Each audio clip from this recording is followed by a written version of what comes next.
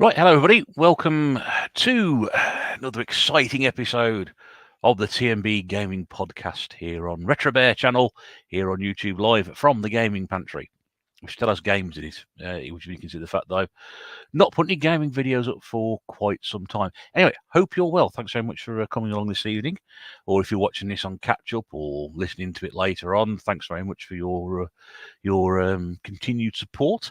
As you may have seen from the title card tonight, we are discussing handheld gaming, all aspects of it, or as many aspects we can get into the couple of hours that we do. And our guest has suggested that we'll be bringing them in a moment. Not quite sure who's turning up tonight. Obviously, the old title card just showed a few people who may be here, and they may or may not be here. I don't know. We've had somebody drop out, and so I'm not quite sure who's going to turn up. I mean, I'm here, and I can see a couple of people here. So if anybody else joins in, that'll be fantastic as well. But yeah, so I hope you've all had a good week anyway. It's been a strange old week with the weather. Let's see who's in the chat, because it's always good to run through these before we start. Gavin Snoopy Man 79 is here, a fellow Fall Guy player. We've had a couple of sessions this week on Gavin's channel, also on my channel on Friday. Big games on Friday. We had 18 people playing the custom games. If you've not seen Fall Guys Friday, Fall Guys next week goes a multi-cross-platform thing. So if you've got an Xbox and a Switch, you'll be able to join in and play, and it could be quite interesting. There may be an impromptu stream on Tuesday, possibly on this channel, possibly on Big Game Owls, we'll have to say. Otherwise, we'll be doing it again next Friday. So that's good. James Game Zone Bird Room is here, all the way from Scotland. James, good evening to you. Ross Borhoho, hello, mate. Hope you're okay down there in the south. Feed Me Chicken. Good to see him back on YouTube. If you're not caught up with your YouTube videos lately, Feed Me Chicken's been off the tubes for a little while, but he's back with a couple of videos, and good to see him back. One of Mrs. Bear's favourite tubers. Susie's here. Susie, good evening. Hope you're okay. Nice to see you here as well. The king of the community, Mr. Bear. Thank you very much, James. Yes, might be a video about that next week. That'll start the old rumour mill going, won't it? Retro Claire is ready. I should hope so. Trying to keep you awake earlier. Trevor Rock and Roller. Always good to have Trevor with us. Good evening, Trevor. Hope you're well. YouTuber of the Year, Generation Pixel. Stu's here. He was also with us on Friday on Fall Guys briefly. James, Retro and Import Gamer, is here as well. Good evening, James. Hope you're okay. And you are Teddy. No, you're Trevor. No, you might be Ready. I don't know. It's a cross between Trevor and Ready. I don't know. It might be one of the two anyway. Yeah, there we go. So a nice, good start this evening, people in there. Right, let's get jumping straight in, shall we? Let's not hang around tonight, because we've got a fair bit to get through, and I dare say this subject deserves a bit of a time. So we'll do what we usually do: bring the guests in, bring in the panel, then we'll talk about some games we've been playing, and then round about half an hour, 45 minutes later, we'll get onto the subject of this particular episode. Now, this guest we've had on before previously. I can't remember what we discussed last time. He'll refresh my memory, I'm pretty sure of it. But it's great to have him back. He approached me and said, I'd like to come back on again and do a subject. So it's great to have him back, all the way from the north of England. Come on, the Hall KR. It's Griffo's Retro Gaming. Go on, Rovers! I didn't get that one in, are you, mate? All right. Yes, great to be back on there. What did we discuss last time? Console Wars. Oh, it was that one, was it? Oh, right. It was fairly recent, wasn't it, that one? About... Yeah, I believe it was when Microsoft bought Activision. I thought, well, that's real topical, so let's do it. It was, wasn't it? Because I think it was around. It was very, very rarely we have this situation where something comes up and we have something relevant in the world of gaming to discuss at the same time. I don't think we've got anything this time, though, have we? No. We'll be talking about memories and nostalgia, probably. That's it, yeah, which is everyone's favourite subject, isn't it? So that's the way to go. Quickly, Zelda Pops here. Hi, Chrissy. Hope you're okay. Gaming guys, good to see you here, my friend. Nice to see you again. Games and Bird Rooms and Griffo's not in the toilet this time. Well... It's a different location behind you, isn't it? Have you moved, or is it where you do your videos from? It's still the same little corner in our bedroom. We need a bigger house. Unfortunately. Well, we all need bigger rooms or bigger houses, don't we? So yeah, need an American one. You need a basement, a giant sort of like, yeah, just keep digging under your house and just put a basement there. What about all the dead bodies, sir? We'd have to move those first, wouldn't you? Oh yeah. Just like to say to everyone in the comments as well, a few that I don't know, but all the ones that I do know, good to see you. And I don't ignore you on when you put a comment on my videos. I don't know. Can't be bothered to respond. Yeah. Okay. Lazy, probably. I do read them though, and I do appreciate them.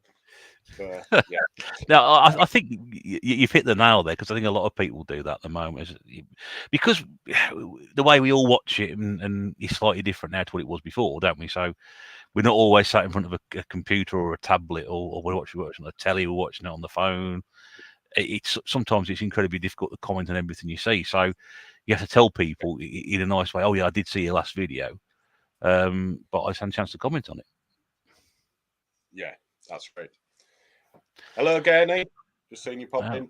Yeah, Rob's here. I think my chicken says, I'm loving Griffo camera where the background seems blurred and Griffo looks in 4K. You do actually look as if you've been superimposed on it. It adds all the mess behind and all the cheap 360 games. So. I was going to say, it is your house, not somebody else's house, are you, at the moment? That's just... Rob's here, Gernaldinho. Good to see you, mate. I hope you're enjoying a night off. I know you said you were on holiday for a few days, so it's good you're having a sit down and a few drinks, I hope, watching this. James says, too big of a channel. That's why, mate. There we go. Oh, yeah. Dana says, can't wait to see what everyone has to swap this week. That's okay. We'll be getting around to that in a moment. If anybody wants to make an offer on anything they see here tonight, please feel free to get in contact with somebody who cares. And also, is it green screen, Griffin? I asked you this question before we started, didn't we? No, it's just like a filter on the camera. Or is it through... it may actually be through StreamYard, I'm not sure. I think you can do something like that, but it's just far too technical for someone like me to do that. It's just a yes or no. Oh, right, okay. Oh. I can tell you that this is actually, the background here. This is actually, no one would have that their background, would they? Who'd admit to having a wall like that in their background? That's all the that's the wall I'll have. No. Now, speaking of impressive backgrounds, let's bring in the rest of the panel tonight. It's great to have this gentleman back on the tNb. And you'll know why I say great background. It's one of the great games rooms, I think. And I caught him earlier playing a game as I brought him before our pre-chat. It is Pete Fighter 2010. Look at that games room. Isn't that fantastic? It's a mess, though, isn't it? It's a mess. It's a mess, really?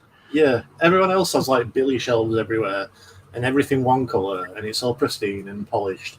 And mine is just like anything I can find, any kind of shelves that we had just lying around the house, just stuffed in a corner.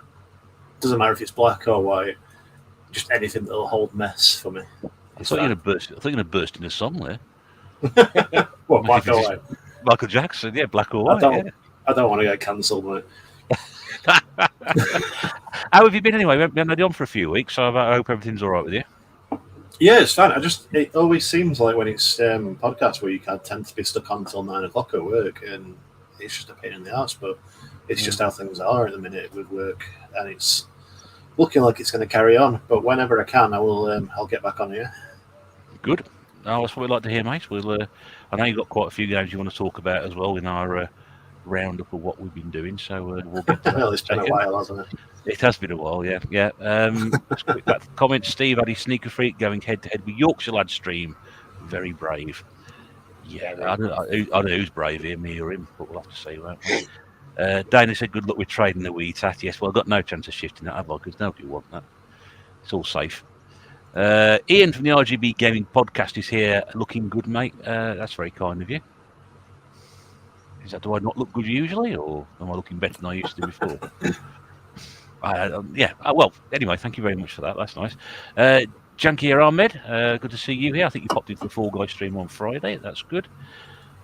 James says, looks tidier than mine. I have a lot of bird shit at times. Well, you can understand that. You've got your game zone and your bird room at the same time. So This has become like the game zone cat room this last week because Gabby has decided that she wants this room to be hers, and she's been hammering on the door in the middle of the night while we've been trying to sleep. So I let her in. Should point out that Gabby's your cat. Yeah. But I let her in, and I've let her have like free reign for like the last week, and I've come in today, and I found probably won't show up, but I found like claw marks all over the back of my chair. So yeah, oh dear. They're probably pets and games room. Do they mix? Well, let's see, won't we? Ben Moody's here. Good evening. Hope you're okay. Nice to see you here. Dan says like my game dealer. Oh, is it? Right. Yeah. He does me some great offers. Well, that's good. We all need people like that, don't we? Dan says like the stream. Yeah, if you want us to give the stream a thumbs up, that'd be really appreciated. That would be great to have there. The Wii wall is looking great. Yeah, the games look better than I do. They seem to age a lot better than me as well. Pizza room full of games and cats right up my soul. Is that pussy? I don't know. Yeah, was it? Settle down there. I can never tell what he says. He's indicating one or the other, So yeah, I'll be saying cats anyway. Right, let's dig myself out of hole and bring somebody else in. Right, next guest, winner of the inaugural tNb quiz challenge over on the Retro Gaming Quiz a few weeks back. He's got a trophy to show it now as well. Welcoming back to the podcast once again. It's everybody's sexiest man on YouTube. It's Nath Retro One. Hi, I've just finished Tetris. Ah, there we go. You could have waited till I brought you in to do that. Yeah, that's what I've been playing. There you go, Tetris. You finished it. There we go. Research. Yeah. Hello, everyone.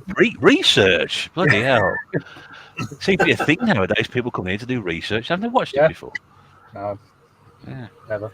There we go. Are you all right anyway? Nice to see you again. I'm good, thank you. Very well, thank you. And happy Father's Day to all the dads out there. Oh, thank you. Yeah. May you all get smashed. There's quite a few in there. I've been seeing my dad this afternoon, which is quite good. So he's doing all right, which is great. Yep. So you know a lot about the old handheld stuff, mate? No, I mean really. games, like games. About a bit. Yeah. Just clarify what we talked about. We talked about handheld gaming and bullshit, like as per usual. Rob said you should stick that on the 52 game challenge. Definitely do. Yeah. Tetris probably about 5 days a week. So yeah, I could just do it 52 times in a month. No, that's it. Yeah, once a week. That's sorted. Yeah. 52 game challenge. Games completed. Tetris in brackets 52 times. Tetris times 52. That's it. I remember the first time I finished Tetris, and it blew my mind that you could finish Tetris. I never thought you could have at all. I just thought it went on forever. And then the rocket blasts off to the moon. Yeah. Amazing. That's it. Mark's here as well. Good evening, Mark. And let's bring in our final panel member this evening. Good to have him back again. What's his latest pickups video? I love watching the pickups video that he does because I don't recognise half the games. I've never even heard of half of the games, and I'm never ever going to buy half the games. But it's nice to know they exist, and it's nice to know somebody's got such an interest in it. It's your friend of mine. It's Eddie at Rollercore. Konnichiwa. Yeah. You have James chasing you after that now. Yeah. Well, to be honest, I did introduce it on here, to be fair. So a long time ago, many years ago. He stole it from you then? Yeah. So I do want my royalties back, please. Well, he's in the chat, so he'll be. I dare say he'll be screwing off somewhere else now. Watch Yorkshire like possibly. Can I just say as well, Griffo looks like he's in one of them model, them photos that people do forced perspectives of like a village. He looks like he's in one of them photos. Whereas you look like you're filmed on a potato. Oh, do I? Is the signal really bad? Yeah, it's a little laggy. Let's put it that way. I need to put 10p in the meter, don't I? When my internet looks better than your internet, then we got a problem going on. Seriously. Yeah. Yeah, that's very unusual indeed. Let's have a look. It is the handheld episode. He's filming it on his Game Boy camera. Yeah. I mean, it looks great. Not even to beat games. I just offered to send him some. Nathan's offered me nudes to beat some games for him, says Mark. Jangir Ahmed said, have you heard of the RG351P handheld? We'll get to that a little bit later on when we're talking the old handheld, probably in about half an hour's time, Jangir. So if you want to ask that question again. Is that Amber Nick? Is that Yeah. what? Is that an Amber Nick? Could be. Yeah. I think so. Don't mind, carry on. Yeah, rewinding back 3 minutes. I did say pussy. I just said it again. Oh, crap. Twice in one video. I know. Where's that Standards asleep. Wash your mouth out there. Swear jar is here. Phil. It's got, currently Phil. stands at £4, which I think has not been updated for quite a few weeks. Needs to be a tenner. James says Eddie, the check is in the post. Dana says, is there a reverse filter Griffo asking for Al? Eddie, are you still downloading that chicken porn? Yeah. Yeah, there he is. That's probably why the internet is so slow on my side. There's quite a lot. That's what it is. Yeah. There we Yeah, go. yeah. There we go. Yeah. It's a deep dish, let me tell Is you. it finger licking good? It most certainly is. Oh God, no. Very much. It's Handex score, so Before we get started, very, very quickly, I'd just like to bring people's attention to the ticker at the bottom of the screen. Those are our upcoming podcast dates, which are the 3rd of July, 17th of July, 14th of August, and the 29th of August, where we don't actually have a guest lined up. If you want to come on, my email address will follow along very, very shortly. And hopefully, if you've got a subject you want to discuss and come on, do that. So get in touch there. I'll leave that along there across the bottom. I'll bring reference into it a bit later on. I've now got two streams already at the bottom of my screen. Is this there? That'll be why it's lagging so much. Hello, people on YouTube. Eddie and his brother. Is this any better? that's terrible. They're both frozen now. No. Oh, is it? It's like I've got Village of that. the Damned, isn't it? Oh, yeah. Okay, there we go. Right. I'll just What do you leave my carry hand on? job on then. Eddie, sorry, Griffo, can you, so let's start off with some games we've been playing recently. Is there anything that you want to talk about that you'd like to recommend to the good people who are watching this ramshackle broadcast this evening as to any games that you've enjoyed lately or you'd like to recommend? Or Yeah, well, 3 games I am playing at the minute. I'll start with the original Xbox. I'm back in Morrowind and absolutely loving it. I'm playing it on the original Xbox as well, so I like that filter. It looks like it's smeared in Vaseline, but I absolutely love it. And yeah, I'm totally lost in Morrowind, so yeah, really enjoying that. I've never completed it, so that's what I'm aiming for. is that the Game of the Year edition? Yes, yeah. Hmm. Which I've never played either.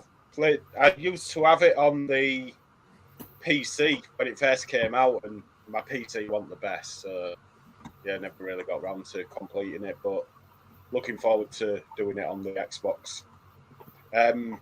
I think it's on backwards compat as well, so it's like nicer, isn't it, on the Series S, Series X? But yeah, I wanted to go old school with it. Nice. On the Switch, I'm playing an indie game called Dex. I don't know if anyone's heard of it. I've completed it. It's a great game. Yeah, it reminds me a lot of, although it's different in how it plays, it reminds me a lot of Shadowrun on the SNES. I don't know if it did for you. Shadowrun. Shadowrun, yeah. Yeah, well, it's a cyberpunk setting into it, really. So yeah, it's really good. Except Yeah. it's like I thought originally it was going to be a platformer, but it's not really, is it? No, it's a bit hard to explain, isn't it? But yeah, it's a great game. Except the shooting. That's a twin stick in it, but it's way too sensitive. But yeah, fantastic game. Really enjoying it. A lot of dialogue in it as well. There's really in depth. It's pretty good. I think at the minute, unless it's come off sale, it was like £2.50, something like that. I recommend it. Mm. And last game, Turtles, the new Turtles game I've got it on Game Pass. All right, yeah. Just more of the same, really. But Yeah, it's really good though. Yeah, a lot of fun. So I think that's going to be a recurring thing tonight, actually. yeah, probably. It's very short as well, though. I completed it in 3 hours or something. I've been watching some playthroughs of it on YouTube. Started watching one last night, and it's like 2.25 hours long. Yeah. So it seems like I'm really surprised by how it's a short game. It looks great. I mean, don't get me wrong, it looks absolutely fantastic. But I've only played the first 3 levels because I've got the physical one pre-ordered on the Switch, and I actually want to play it when I get it on the Switch. So I've played the first 3 levels just to see what it's like, and then I've kind of moved. I'm leaving it until I get my Switch copy. But it's good. It's really good. It is, yeah. okay, that's great, Alex. Thanks so much. Let's pop back to the chats very quickly. Too many northern folks streaming at once. I might explain why he's running a bit slow tonight. But he's working. That's why Sean can't come on. Yeah. We ain't got those Ethernet cables. Yeah, they've run out. Eddie had respawned. 1 Eddie, then 2 Eddie, then no Eddie. Yeah. There we go. Rob says, I think the entire gaming world have played the new Turtles game. There's loads of videos up about it. If you've not seen it before, then that's it. Dylan says Dex is creeping up in price on the PlayStation 4, so there's an early warning for people to go out and pick it up. Sega Zombies here. Hey, Sorry? It's got a physical release on the PS4. Didn't know that. Ah, What's well, Dex. Oh, never heard of it. Griffo was just talking about it. Yeah, no. I mean, I've heard of it now. I just switch off when Griffo's talking. That's all. Sega Zombies here. Hello, Scott. Hope you're okay, mate. Nice to have you in tonight. Rob says 2.5 hours is long for a side-scrolling beat-em-up. Yeah, I suppose. Yeah, that's a point. Yeah, I suppose, really. I don't know what I expected, really. Usually when you look at some of these gameplay videos, they're sort of 6, 8, 10 hours long. So I don't know whether I thought 2 hours seems a bit short, but... The thing is, though, there's different modes. There's unlockable characters, there's like collectibles and stuff you can hunt for and stuff. There's plenty of longevity into it if you want to put the time in. I mean, it's rough life, so yeah, that's what makes it so easy. So you can put the difficulty up, added it on normal, but yeah, it does throw lives, so yeah. Yeah.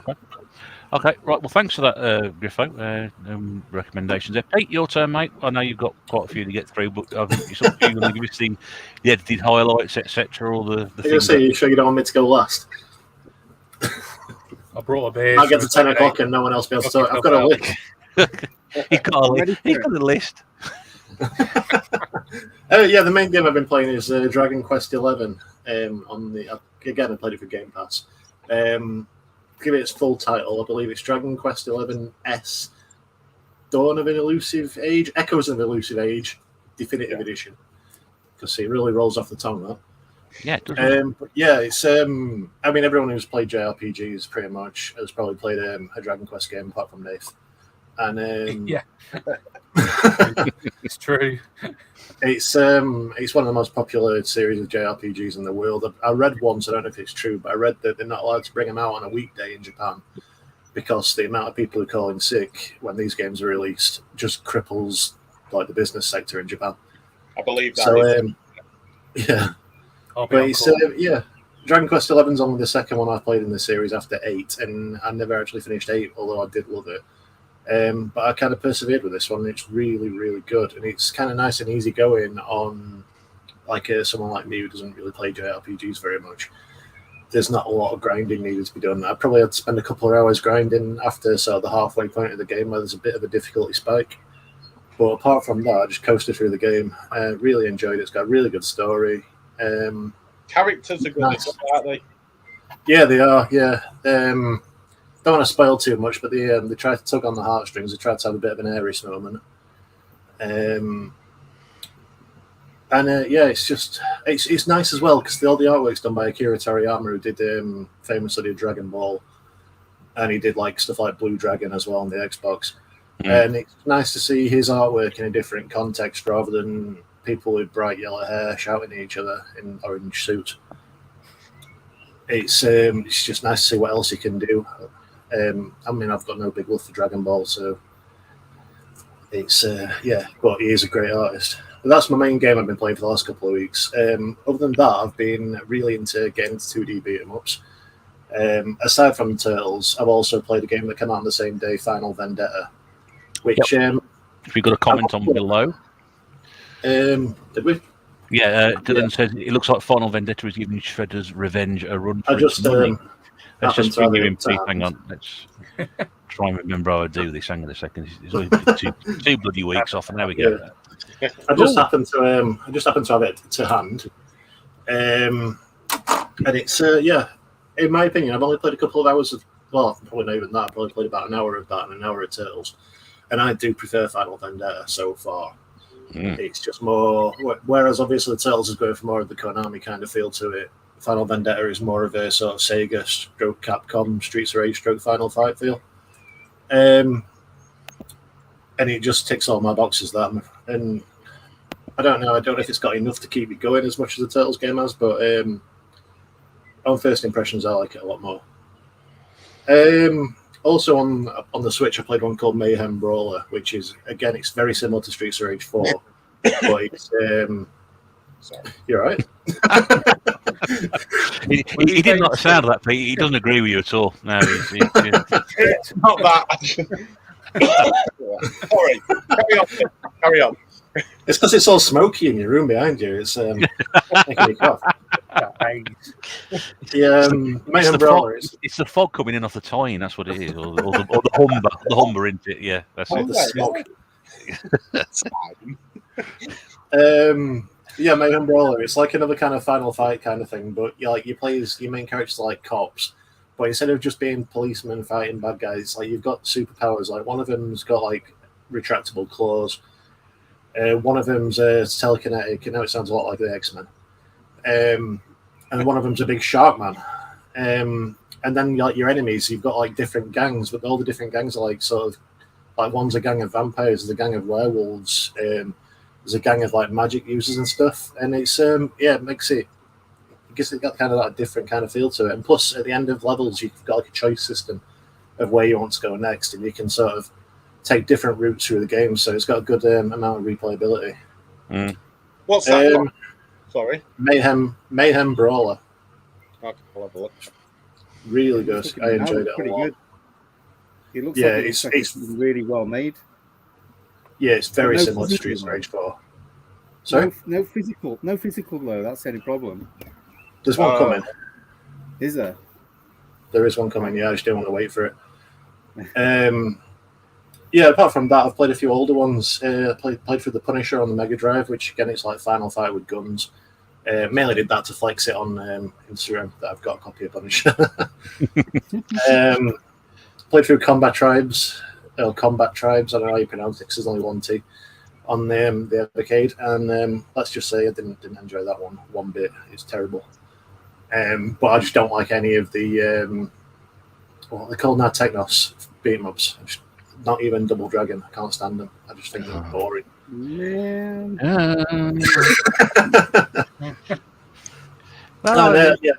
That's why it is, isn't it? On Eddie's recommendation, I've been playing a bit of Vendetta, which I was playing at the start before I came onto this podcast, because when I mentioned Final Vendetta, Eddie mentioned Vendetta. It seems a lot of people have been making that connection, but as far as I can see, they've got nothing to do with each other. But it's still a fun scrolling fighter. It's from a different age, you can tell. It's got some very different views towards gay people and women. And one of the enemies is like a leather-clad kind of like, leather peak cap, chaps and everything like that, leather jacket, kind of minces towards you like that with his hands, and then when he grabs you, he kind of like humps you and licks the back of your neck. It's altogether unpleasant. Yeah.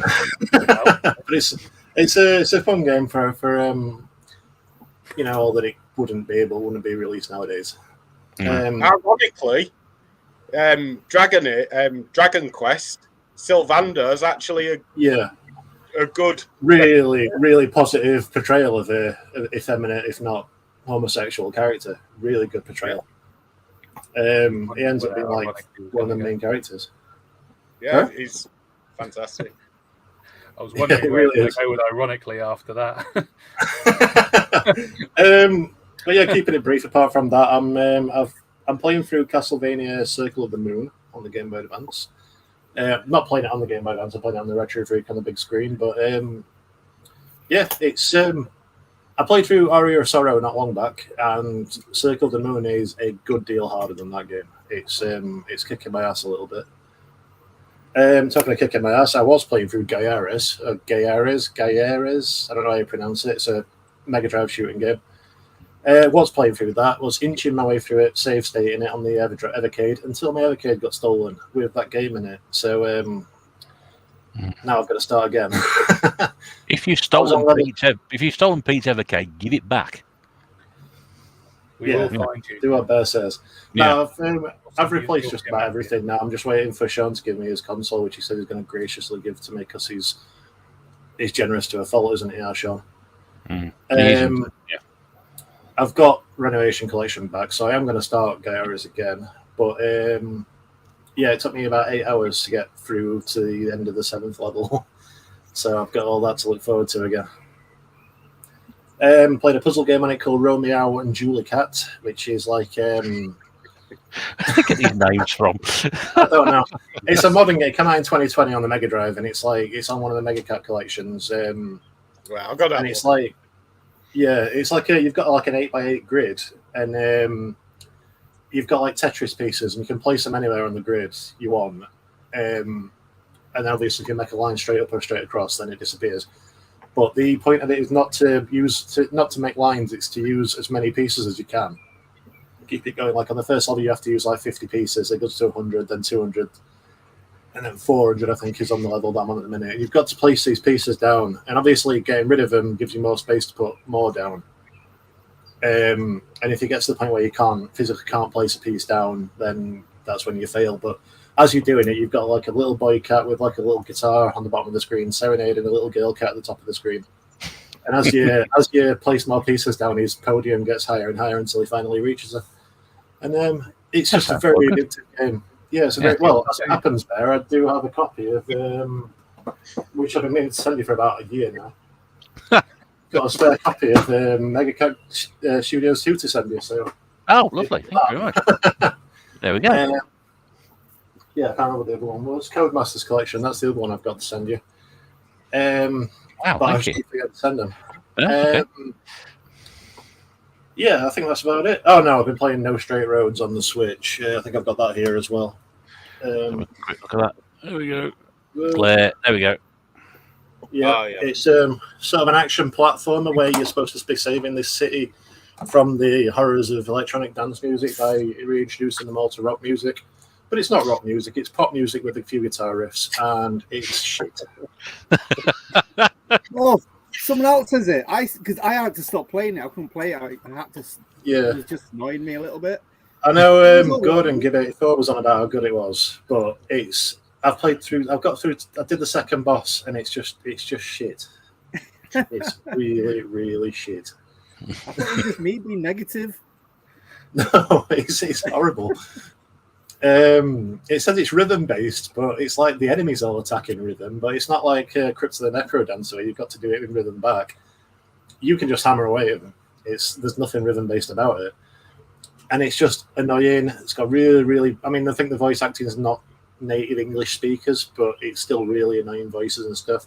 It's got that rock chick kind of thing where she has to be super hyper at all times. So friggin' annoying. And I must have played it for maybe an hour and a half, and I just want to put it through the window. So luckily, it only cost me a couple of quid from like the game collection or something, but I'm never going to play that again. Yeah.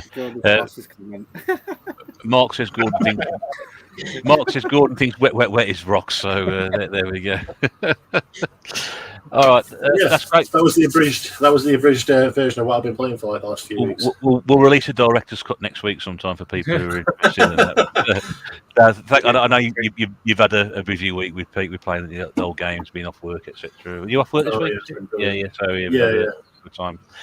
Just going to catch up with some of the comments before I get around to Eddie. Rob says it's a shame that they couldn't have released. I think it's Final Vendetta and Shredder's Revenge. Apart a bit for the benefit of each other, getting the focus for the genre. And again, I completely agree with that. I don't see what the purpose is doing that. You just, going for the same market, give it a bit of a break. Bit of Double Dragon chat going on as well. Mark doesn't like Double Dragon because he's played Streets of Rage and Final Fight first. I think that was it with me as well, actually. And I played Battletoads versus Double Dragon, or Battletoads and Double Dragon or something, which is, in my opinion, because I think Rare took most of the developing in that game. I think it's a lot better than the standard Double Dragons as well. So I don't know. Dylan says Double Dragon. Go, sorry. Like I said, plus I grew up with the amazing Double Dragon cartoon as well, so nothing could live up to the hype of that. Dylan says Double Dragon was great for its time, but it's a slow game compared to what came after it. It's tough to go back to. James, retro import game I never got on with Double Dragon, always seemed inferior to Renegade on the Spectrum. Scott says, I love Double Dragon on the Game Boy. I agree, I've got that on the Game Boy. I think it's brilliant on the Game Boy. I really do. Game Boy, yeah. Not a massive fan of the arcades. Yeah, I think it's seems to be one of these games that seems split it. Rob likes the music in Double Dragon.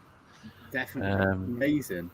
Yeah, so it's just it screams the arcades to me. Double Dragon. It just reminds me of that. I've always been a fan of it. I liked it in the arcade. I don't like the Amiga version. I mean, it's a terrible conversion, but I liked it because I played more of it than the arcade. It was just great. Probably because I got to finish it as well, which makes a change. Red Sevens here from Dubai. Good evening to you, my friend. Nice to see you in. Psycho Zombie says Mayhem Brawler is released physical Red Arc Games 24th of June. Yeah, look at that. Just going to be just view. I think I was going to wait for it, but I think it was on like £18 or something on the Switch store, and the physical one's like 35. So I thought, I don't know if I'm going to like this, so I didn't want to shell out for it. Joe Gaming Girl is here as well. If you haven't seen Joe's recent video, where she talks about people selling their collections and all that, I'd recommend giving it a watch.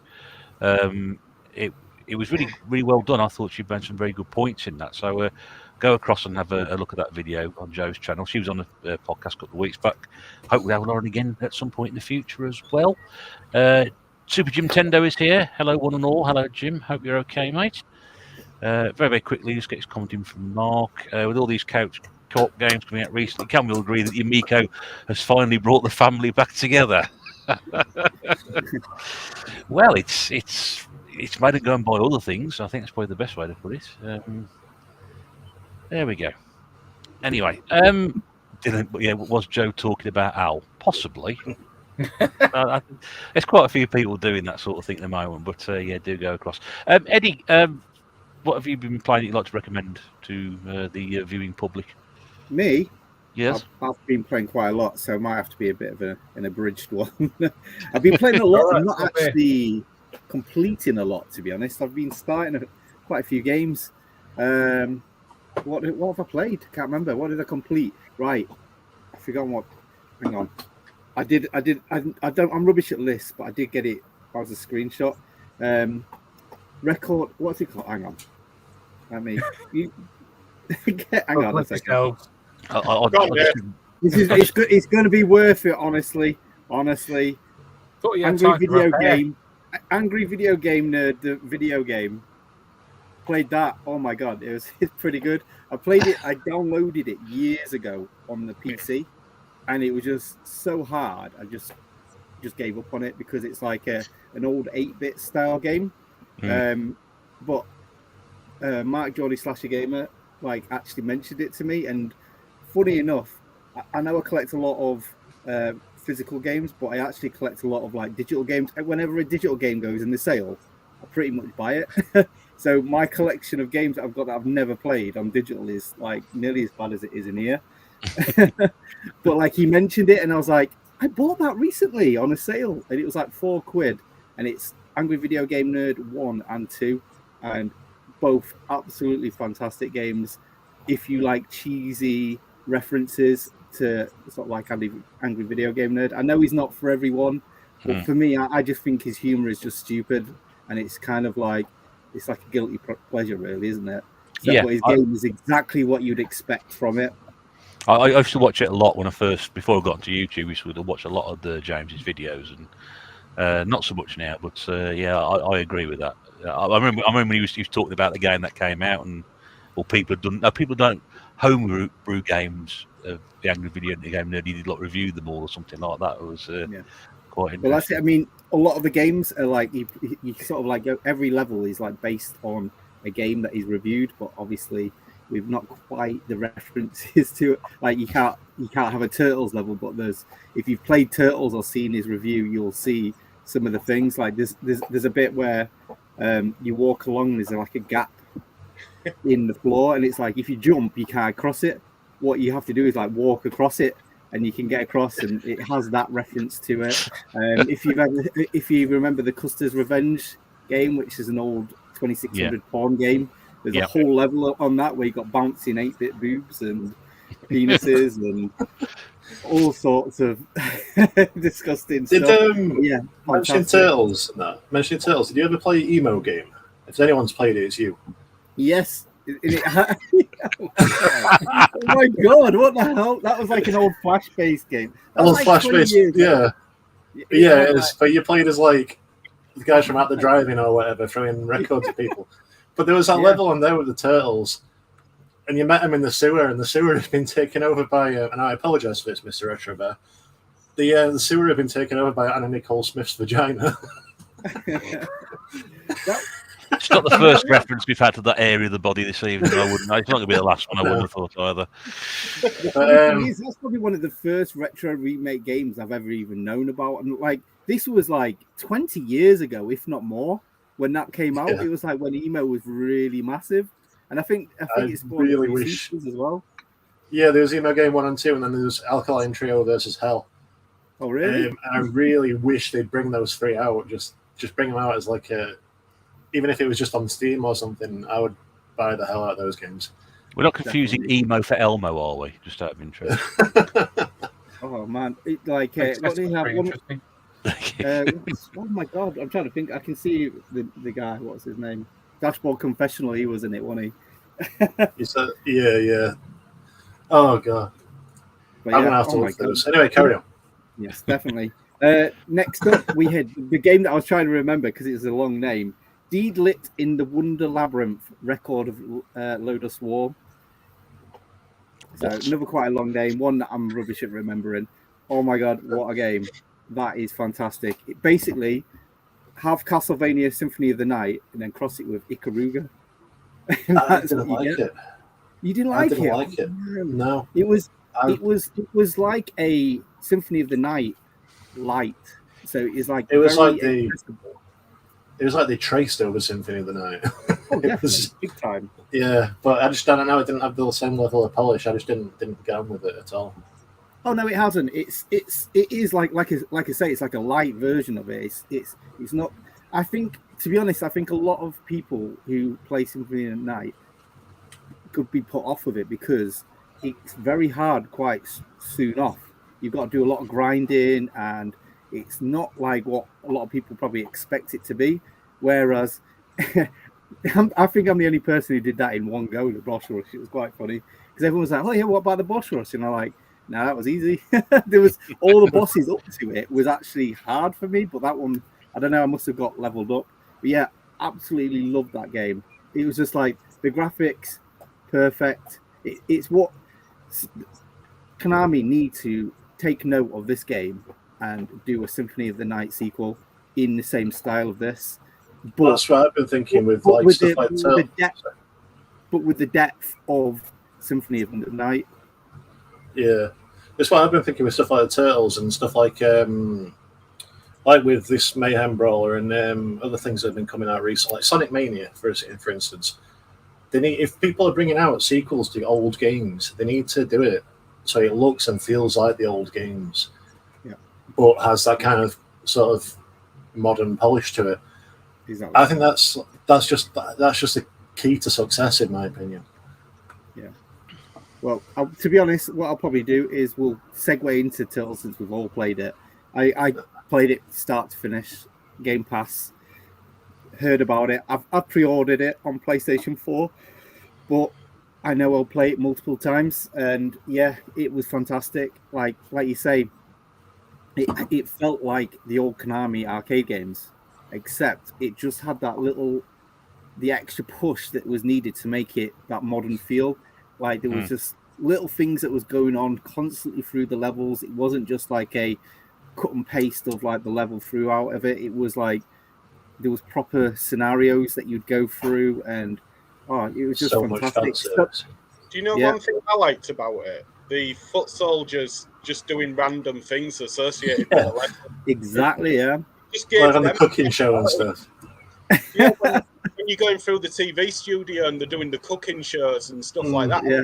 you know, it just brought a smile to my face and gave them a bit of personality. Yeah, I like the touch on that. I was watching that last night. It was really, it made me laugh. Actually, I was like, wow, they've actually gone a little bit further and just added a real spin on this to elevate One it. thing that from being One too thing that got me simple. about it. Sorry. One thing that got me about it was like there was characters in there that I didn't even remember from the old cartoon. I used to watch that cartoon religiously. It's like what's he called? The guy with the pink shirt, the newsreader. It's like he's just in there at the start. Then you meet Irma, April's friend, a bit later on as well, and it's like just characters that you just don't remember. Everybody's there. It's just so much fan service. Yeah, and there's just like loads of collectibles. Like there's little nods to the original game where you throw the characters into the screen. Just so much like cool stuff, and it's got such a good replayability factor of it. I think it's going to be quite good, and as well 6 players. Can you believe? Can you imagine playing that with 6 of us all together? I think that will be something quite special. As well. Just make sure everyone brings a controller over one day. But like, I mean, the fact is you can play all them characters. I think you can play as like April O'Neil, Irma, and when you complete the game, you get Casey Jones as well. What, the train? The train Casey Jones. I don't get that one.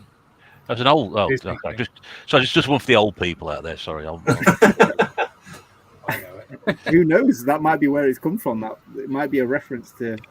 It's an. I say I've heard so many things about Casey Jones out there. I can't remember. It was there was a cartoon about a baseball player. And there was Casey Jones Jr., which was a train. So anyway, I told you I'm going to contribute much to this conversation at all tonight. So I'm just trying to jump in when I can. Sorry. Yeah, but again, I mean, you say it's a short game, but like, it's based on an arcade game. It's almost like it was made by Konami back in the day, but like you can go from the story mode and you can do it like a arcade game, like a proper arcade where you just play the levels straight up. And that's going to be. I think that's going to be quite hard, to be honest. It's going to be impressive to see someone do that, and I can't wait to try it. Maybe a couple of us together playing that. I think it'll be quite fun. Okay. Incidentally, as well, it was published by the same people who did Streets of Rage 4 as well, so those guys know what they're doing. I know it's only publishers, they're not developers, but they know what they're doing when it comes to brawlers. Oh, what's cool about that as well, you brought that it was by them. I was expecting it to be another Streets of Rage style, like how they had their battle mechanics. They made it. They brought the battle mechanics They changed it from the original, but like made it like a modern feel, but like retro flavor. Turtles is completely in a different direction. It's like comical. Like there's a lot of like escape routes, sort of like ways out of like the fighting. It feels totally different than what Streets of Rage went to, which I think was quite good because it just makes them 2 unique games rather than a carbon copy. Because I was worried it might be just another one of them and I'd just get bored of it quick. But no, they're totally different. Next good time for 3 months. Oh yeah, I can't wait to see some more. But yeah, next up, one that I can't pronounce. Euden Chronicle Rising. So it's a very interesting game. It basically, I didn't know about this game, but I heard about the game that this is a prequel to. So the guys that made Suikoden, they announced that they was going to be making a new RPG that was coming out called Euden Chronicles, but from nowhere, I didn't realize this side project game was coming out that was going to tell you the story leading up to it, but it was a completely different game. It's not an RPG, although it kind of is. It's sort of like a 2D platformer, like do the same thing over and over again to like do a questing. And to be honest, it was like a slow burner for me because you'd be going in and out of like a mine and like trying to collect like different things. But then, I don't know, when you start getting like multiple quests on the go at the same time, you try and plotting out like all your different directions where you're going to go to like maximize your questage. How many quests can you do at once? and I just got really addicted to it. It was really good. It's only about 12-13 hour game. Like I say, it's just like a side game before this. But yeah, I really liked it. It was on Game Pass again, so it's a nice cheapie if you've got Game Pass. And yeah, definitely recommend it, especially if you like games sort of like Vanillaware style games. It's very much Vanillaware, except you can tell it's a budget style game. It's kind of got like a nice graphical flair, but when you play it, it's sort of like it's not got great animation or something like that. There's a lot of like corner cutting to it, but it's just a nice sort of fun game if you like sort of like collecting things, you know, like in games where you have to go out for like quests and then find another quest, and you just want to fill up all these numbers. I don't know, it's a bit of a, for me, I get addicted to them kind of things where it sounds like repetitive or like almost like a job, but sometimes it just, I don't know, you just want to get to the end. And it's, I suppose it's a bit like trophy hunting, where it's like a lot of people don't quite get it, but if you get it, you get really addicted to it. Yeah. Okay, cool. That's great. Thanks so much for that, Eddie. Quite a few games. So I'm going to catch up with the chat. Poor Nice catching pneumonia on again. They'll get you in a second, mate. Hang on. What have we got there? Credit request for Eddie. Can you do a video on your Switch shmups? I don't have that many, but I'll probably do a Switch collection at one point. Cool. Mark says Bloodstained is the closest we've had to Symphony of the Night for me. Hall of Fame, tNb Hall of Fame member Geekmaster Martin's here. Said all I can say is I have zero interest in that Turtles game. Oh man, that's interesting. Hall of Fame status can be revoked, you know. Gordon said, as Mark says, don't read the chat back because your wet secret is out. Rob says when you go about the Turtles, when you complete story mode, you get Casey. Casey Jones, the only hidden character. I've had confirmation from the official Disney website that Casey Jones is actually a train engineer. In case anybody was wondering what I was babbling on about earlier, but don't worry about that. Lots of wet jokes, sweet little mysteries out. Gordon, love is all around. Alex, there we go. Get a room. Are you? Yeah, I get a room. Yeah. Chronicles Rising is a great Wii experience. Joe said you got some Master System and 78 pickups coming on the channel. Do lots of Master System and Atari. Master System. Master System. What the hell's a Master System? Master System. Well, it's a game console from the 1980s, Eddie.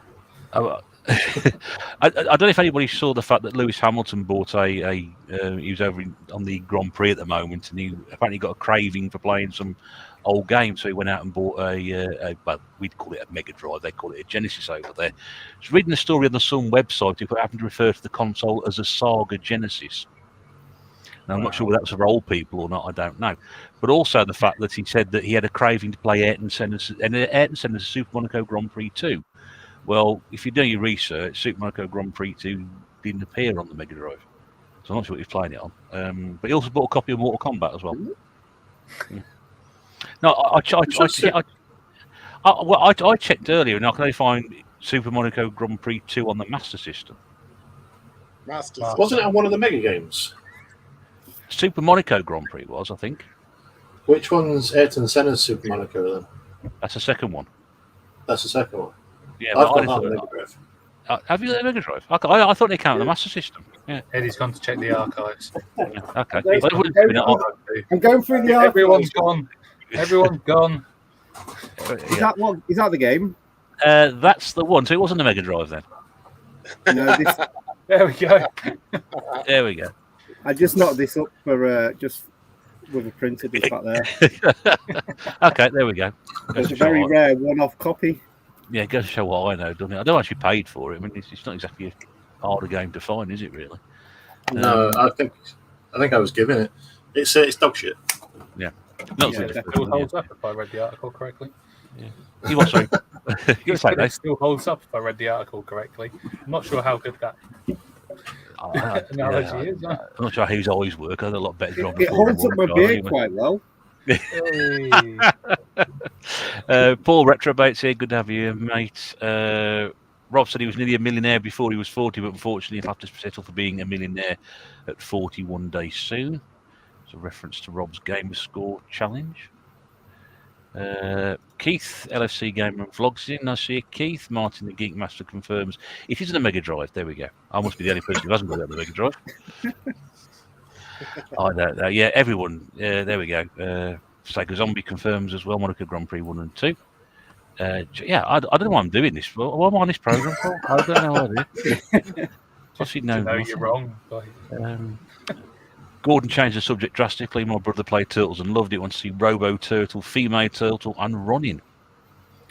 The Robo Turtle's called Metalhead. Can't remember what the female turtle's called in the comics because there was two. There was one in the comics and one in the TV show. The TV show one's called Venus de Milo.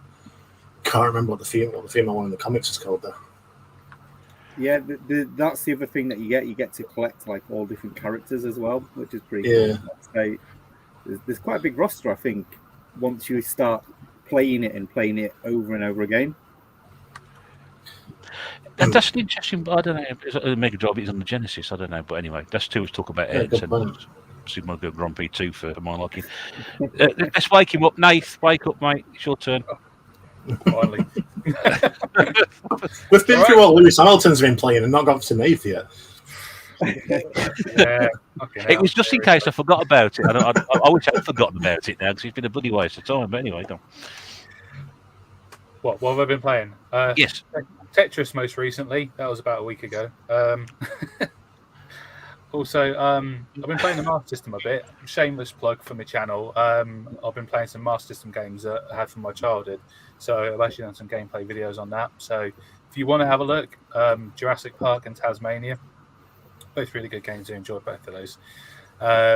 So yeah, I've played those through. Been doing some JRPGs. I've finally got around to starting to play Chrono Trigger. So I've got that on a DS flash cart. And yeah, I'm a good couple of hours or so into that. I'm really enjoying it, actually. It's really good to kind of pick up and play because it's on a DS. It's nice to be handheld. You can kind of pick up and just put it down whenever. So yeah, I really enjoyed that. And that's one of the few that I hadn't actually got around to playing. So I'm starting to see why it's loved by so many. Another one, Final Fantasy IV, I picked up and started playing on the PSP, which is pretty decent. That is also out on the DS, and I was in two minds whether to get it on the DS or the PSP because, I think on the DS it's been remade into a 3D one with lots of extra videos, but sacrificing some of the gameplay. So I wanted to play it more in the original kind of style of that kind of Final Fantasy, which was more the SNES kind of graphics. So got more the PSP version. To make matters worse with JRPGs, I've also started playing Ni no Kuni. So I can swap from like one to two others and then back again. But yeah, I started Ni no Kuni a while ago, didn't get too far, and I got it in a deal, I think, on Switch. And picked it up and started playing it again and really enjoying it now, actually. I think I've got a second character in my group now, so it's kind of started to open it up because you have little, I don't know, Eddie can tell me what they call little summon people, like minion things who fight for you. So how do you find Drippy? Drippy? Is he not the best character ever? He's brilliant. He's the epitome of a Welshman, isn't he? He's Rod Gilbert. He's just Rod Gilbert. And I was honestly surprised that Rod Gilbert didn't do his voice. Is it not Rod Gilbert who's done it? Because it really could be. Because it really does sound a lot like him, doesn't it? The way he says "you are," yeah. It's just brilliant. The accent's just done absolutely perfect. And yeah, I really like the art style. I think it's Studio Ghibli that did the art for it. I really like Studio Ghibli anyway. So the art style is amazing. The combat takes a little bit of getting used to because it's all about kind of moving about, timing your attacks.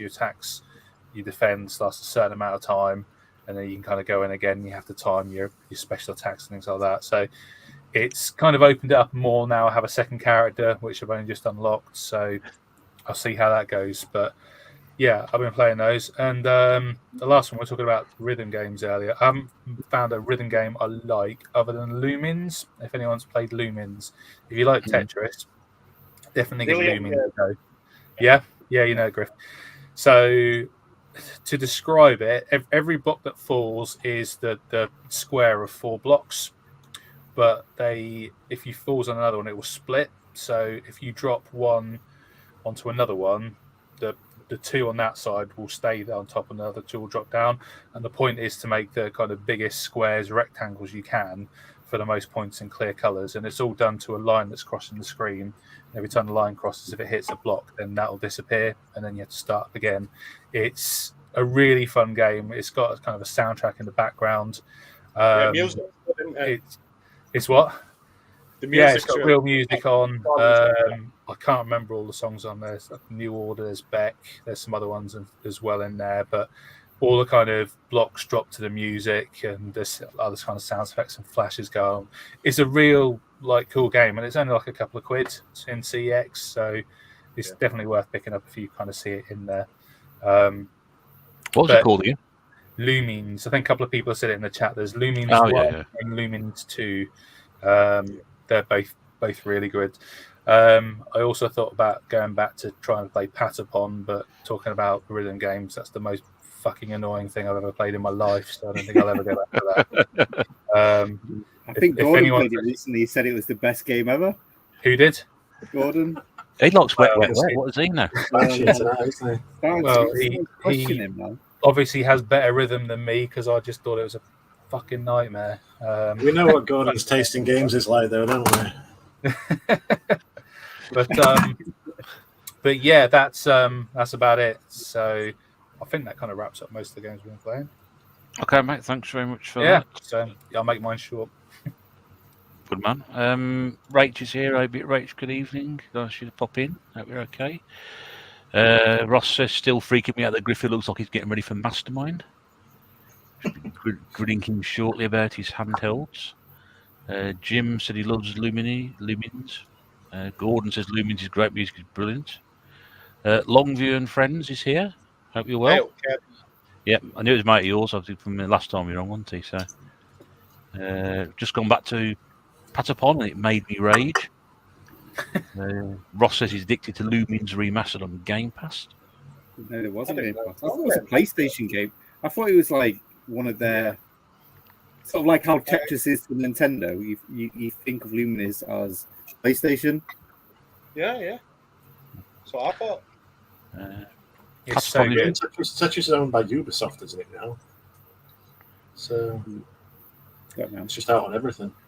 Tetris just kind of repeats and is very the same, though. Lumines is all about kind of making bigger kind of attacks. I mean, I suppose you could say that in Tetris for getting 4 rows, but Lumines more about getting individual kind of blocks, and then they'll drop down, and all the ones that drop down may make other blocks. It's a really addictive game, and it's just flashing and everything going on in there. It's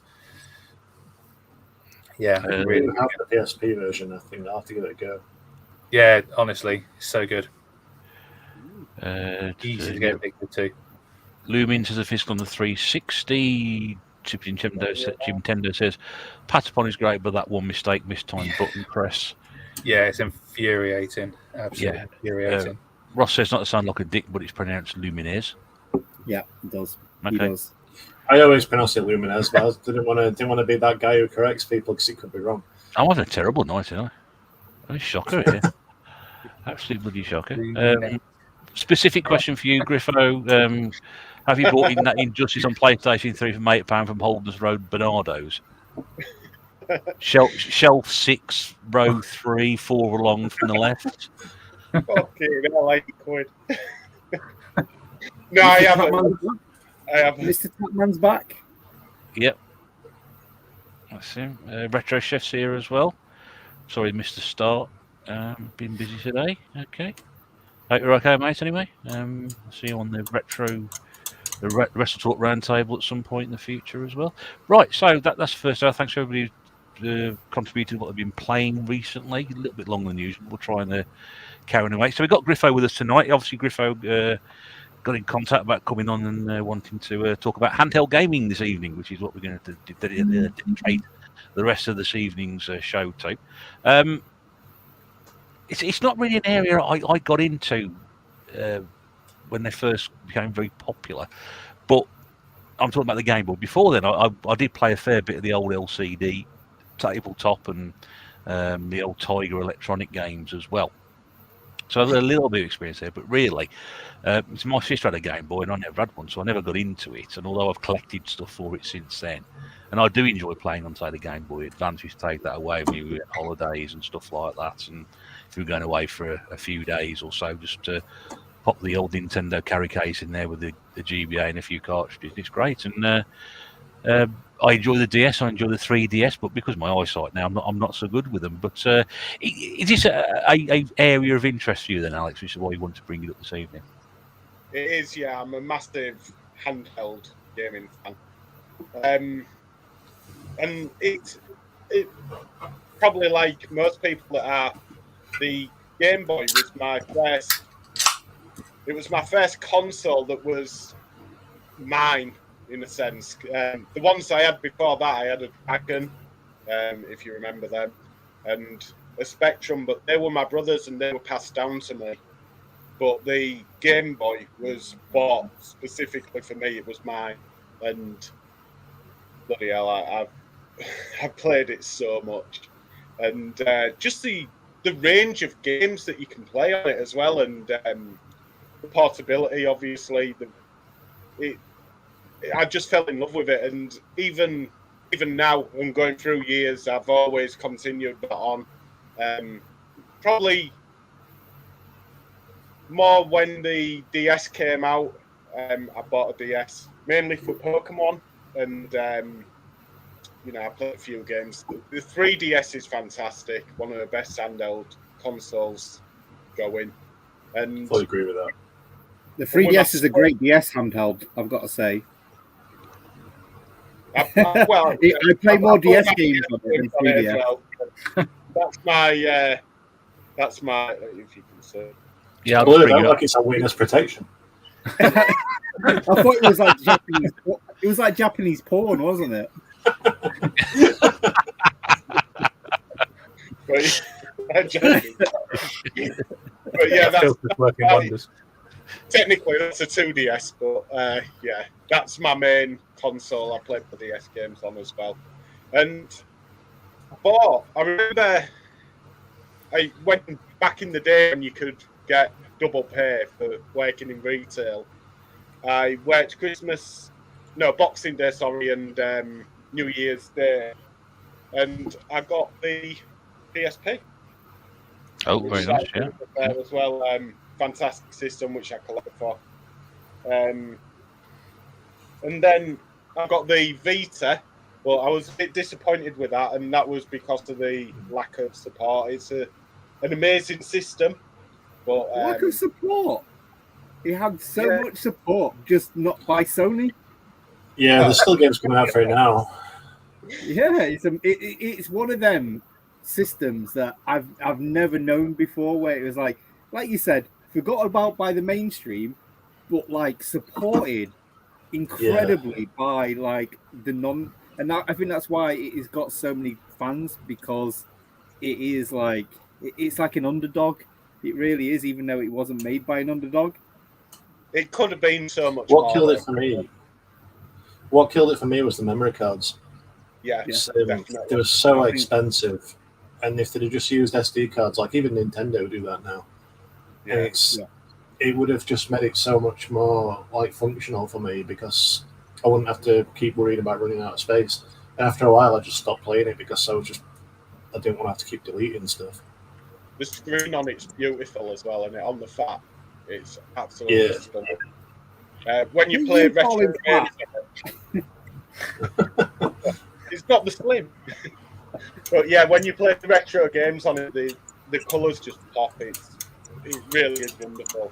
And even the Switch, I very, very rarely play that on the TV. It's always handheld and on the go or in bed. And yeah, it's just something I've always carried on, and it all started with the Game Boy. And for the amount of, I mean, the Game Boy was a bit of an underdog, although it was a good price, wasn't it, compared to the Game Gear and the Lynx.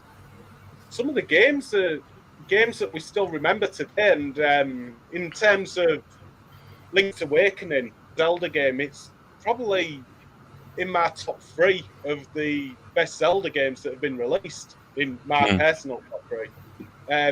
The 6 Golden Coins, Mario, one of the best Mario games in my opinion as well. The Wario games were good. Obviously, Wario got his he had his debut on there, and the Final Fantasy games as well. They're good, although they're not technically Final Fantasy. They just carry the name. They're still fantastic RPGs, and the amount of that started my love affair anyway. I'll see what the others have to say. I could talk about Handhelds all day. We'll go around in a moment. Thanks for that, Alex. There's quite a few people commenting. I just want to get the hello into Liam F, who's popped in. Good to see you, mate.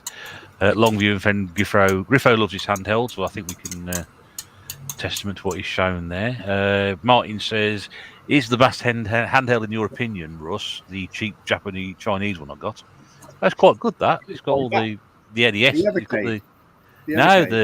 got the Daewoo 400 in one. Yeah, it's great. It's just a NES emulator on a handheld, which is quite good. I mean, it's the 10 quid I paid for it. It's pretty damn good. That next PS2 collection, possibly. That may be the next collection video I do, Liam. So, Longview and friend says, "Was the Game Boy Advance just a glorified handheld SNES? Discuss." Well, no, because it was 32-bit, not 16-bit, so it's already double the SNES. End of discussion. A lot of the same games, didn't it? So, Martin says the Game Boy Advance over the Super Nintendo. Gordon says the PSP is ace. Jangir says PSP Vita cool to mod. Definitely. That's Mr. Comment there. Sega Zombie says surely the Game Gear is the best handheld. I can talk about the Game Gear if you want. Yeah. I've got to be fair for the Game Gear, to be fair. I quite like the Game Gear. Yeah, I did get one for really cheap, probably about 1996, with quite a few games and really good system, really good. But I didn't have one when it first came out because it was just too expensive. A lot of the games were from the Master System as well. Where you didn't tend to get that with the Game Boy. They were more exclusive for the Game Boy because it wasn't as powerful. But there was a few crossover games there for the Game Boy, which were the same as the NES. But yeah, on the Game Gear, it was a lot of the games were available for the Master System as well. But yeah, what system? It's just a shame about the battery life and the price, really. That was colour screen now, wasn't it? So, mind you can do you can do all sorts of modifications on it and things now, which we may touch on briefly. Keith said the PS Vita died before it even got going, which was a shame. Stuart says the Vita is a great PlayStation 1 handheld. I agree with that, to be honest. Ross said the Vita is the best handheld ever. Scott says, always play Switch on TV. I don't really see it as a handheld. When I've played the Switch, I've sort of done it between the two. Sometimes it's convenient for the handheld. Sometimes it's better to play on the big screen. Speaking of modifications, Craig Goodwin's Place is here. Hope you're okay, mate. Scott says, I've had to say that the new 3DS XL is the best handheld of all time. I still find the 3D magical, and wow, it's the best way to play the Sega Scalar arcade games. Amazing system, yeah. See, I don't have the new 3DS. The thing is, I think a lot of people got put off with the 3DS 3D because it was very touch and go if it worked or not. Yeah. But the new 3DS, it had like a tracking device, so you could move it and you could move with it. So you'd see the 3D at all angles. It's amazing. That's what I was going to say, Eddie. That's just the old one. Like I have 3D mode on it, and I just have it turned off because if you move it slightly, you just not getting a 3D. You're getting like a double image, and it just really gives you a headache after a while. So the new one. The thing with me with the 3D on it is, I spoke about it before. I don't know if it's like the space between the space in between my eyes or something, but I can't get it to not show a double image. Really? No matter what I do. And it's the same when I use like a PS4 headset, the VR headset. I can't get that in focus properly. It's still I get a double image with that, and it's just something to do with my eyes, I guess.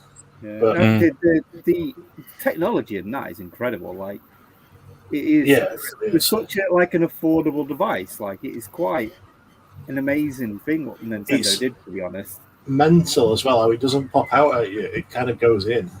Oh, It's you can like change looking it. at a You can change the 3D to do pop out or pop in. Oh, you can't Yeah. build it. Yeah, it's like inverted or not inverted. There's two different modes you can do because everyone's eyes are different. On the new 3DS or the old 3DS? I say I had the original to be 3DS honest, and I've but got the like XL now. I'm just going to say the new one because that's obviously the best one. Mm. What frustrates me the most about the new well, not the 3DS but Nintendo in general, the later released 3DS games are not in 3D, and that is the most.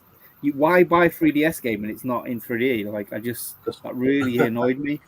I found a lot of people just turn the 3D off. That's probably why. And also, it was like you had to process everything on screen twice, so it was a resource hog. So they could technically make the games look better if they were only processing one image at a time and they can run smoother and things like that. There's plenty of reasons. But Any that made good use of the 3D as well. There was mainly first party Nintendo games that did, wasn't it? But, No, there's loads. Like, have you played the Castlevania game on it? That's quite Mirror of good. Fate is Like really 2D. good. Yeah. Like basically 2D games. Shovel Knight is a fantastic game on the 3DS. Like I say, like 2D games. And what Scott says there, the Sega classic games.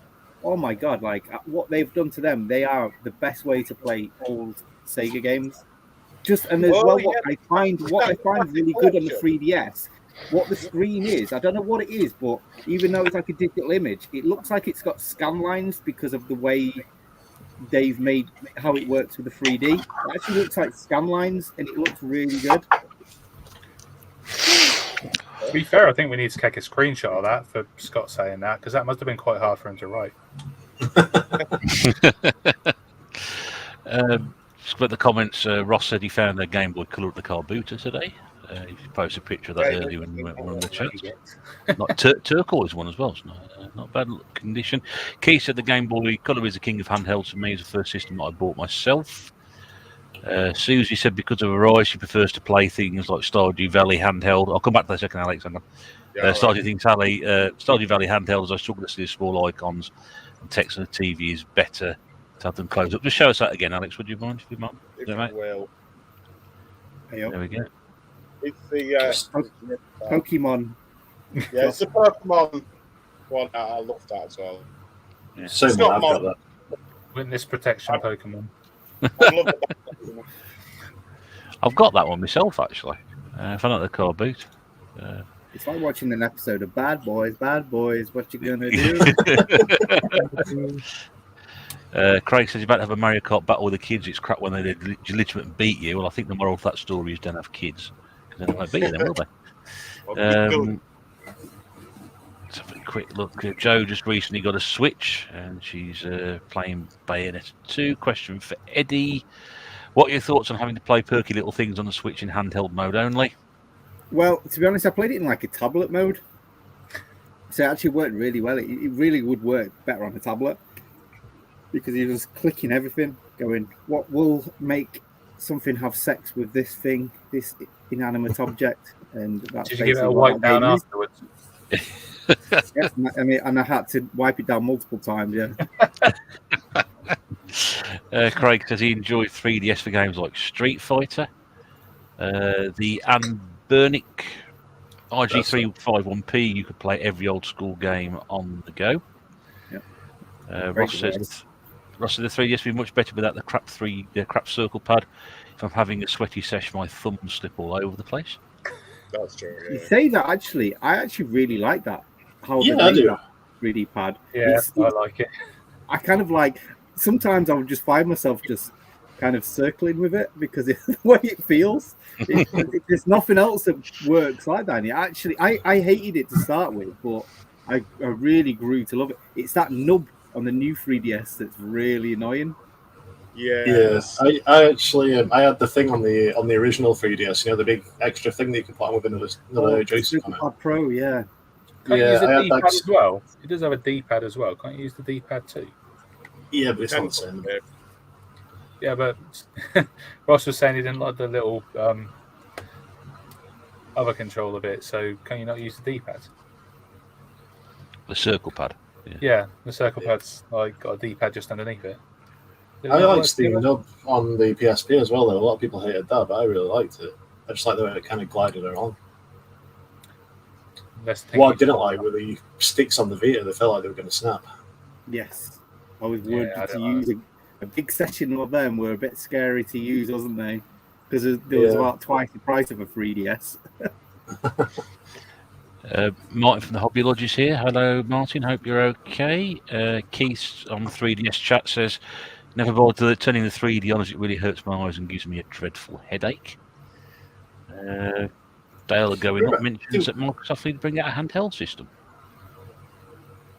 It's an interesting one. Ross I don't says, think they do. I think Nintendo have really sort of got that market so under their feet that I think, as it's been shown with Sony, I think anyone else that brings out a handheld for the mass market is just destined for a bit of a hard time. I think the Steam Deck has taken whatever market Microsoft would take with a handheld one. Yeah. That would be whatever Microsoft would be what the Steam Deck is now. And that market is about 4 or 5 people, from what I've heard about the Steam Deck. I kind of want one. To be honest, I would love one if it wasn't like the price of a small car. Exactly, yeah. Kind of like the funkiness of it. It reminds me of a Lynx or something. Yeah. Ross about the something of a Microsoft handheld closest was the Windows Phone. They actually had good games before the support was dropped. I used to have a Windows Phone actually, and it was great getting achievements on your games on your phone. But the thing is, the games that would be like 39p on an Android were like £3 or something like that on the Windows Phone. It was a bit annoying. Shovel Knight was an awesome game in general, as mentioned earlier. Scott agrees with you, Nath, that was difficult for him to write. Griffo, can you rub the Vaseline off your lens, please? He's taking it off. Oh, dear. Nephew destroyed my Game Boy Color. And nephew destroyed my DS, my original DS. That's the Same thing. one. Bastard. Yeah, same nephew. They're married. Now, Crouch and Keith. Now, I remember watching Keith's videos and channels quite some time back. It's nice to have you here, mate. Worst thing about the 3DS is focusing on the 3D at the top, then focusing on the 2D on the bottom, repeat, and then a migraine. Which I think is about right, but yeah, I know a few people struggle with it. I struggle with normal with 3D TV and 3D. I really struggle with that. You could do what my nephew did to my DS and just snap it in half. Never got that problem anymore. Well, I don't have a problem with I didn't have a problem with the 3DS. I was playing Pilot Wings on it. I didn't really have that issue. But 3D, anything else 3D, I really did sort of struggle with, which is a bit strange. Liam wants to know if you can join the panel. Well, it's not an invitation. It's sort of like we do it on a rotation. Liam, we have guests on when we do a program. So if you're going to come on in the future, I'll just refer to the ticker going across the bottom. The email address is there. Get in contact. If you want to come on to talk a subject, we'll do so. But obviously, we've got the 5 of us on here tonight. We try and keep it to a limited guest. But again, to anybody else down there, if you are interested in coming on in the future, there's some dates there at the bottom, my contact details. Pick a subject, drop me a line, and we'll try and work something out. Always happy to have anybody on. We've got here. Martin says the stick on the 3DS is good, but I think prone to breaking. Mine did just from going through wormholes on Pokemon Ultra Moon. Scott says, have you guys had a go on the Steam Deck yet? I haven't, no, but I would love to. It looks amazing. I would really love it because I think I've got about 100 games on Steam that I've never played. So I think having it in console form would push me to play them, but I'm not paying that much for it.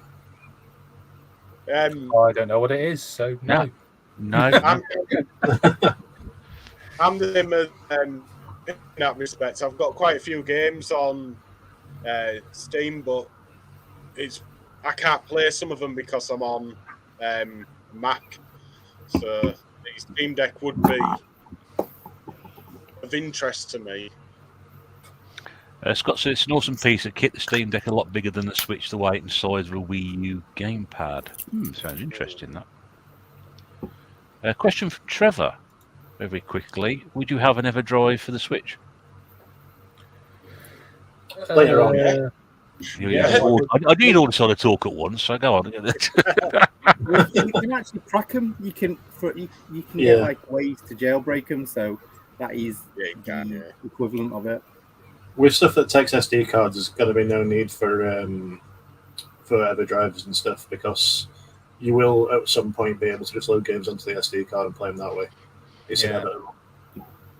But yeah, I do love a bit of piracy. I'm not going to lie, but I don't really like to do it on a modern console. You know, stuff where the developers are still getting the money for the games. I don't really like to do it that way. Can I just say as well, the thing about the Switch, I'd rather pirate like jailbreak a Switch than a PlayStation or an Xbox, just because you can't get achievements, so it makes no odds if you can't. Like, I like to play a game and get achievements. You can't get that if you jailbreak a system. However, with a Switch, you don't. So what's the point? Just get it jailbroken. Let's do it. That argument in court, then, Eddie. That's a good point. I think I might have just talked myself into being mine. You just need to make sure your judge is an Xbox, man.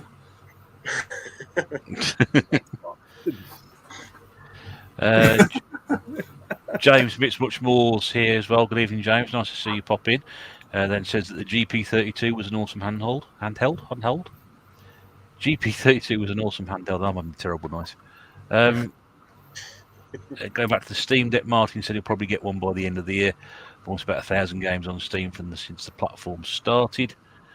Okay. Right. So, I mean, obviously, Alex has brought the subject that he's talked about handhelds. What about going round in turn? Start with Alex and go through everybody else. Favorite handheld, least favorite handheld. Alex.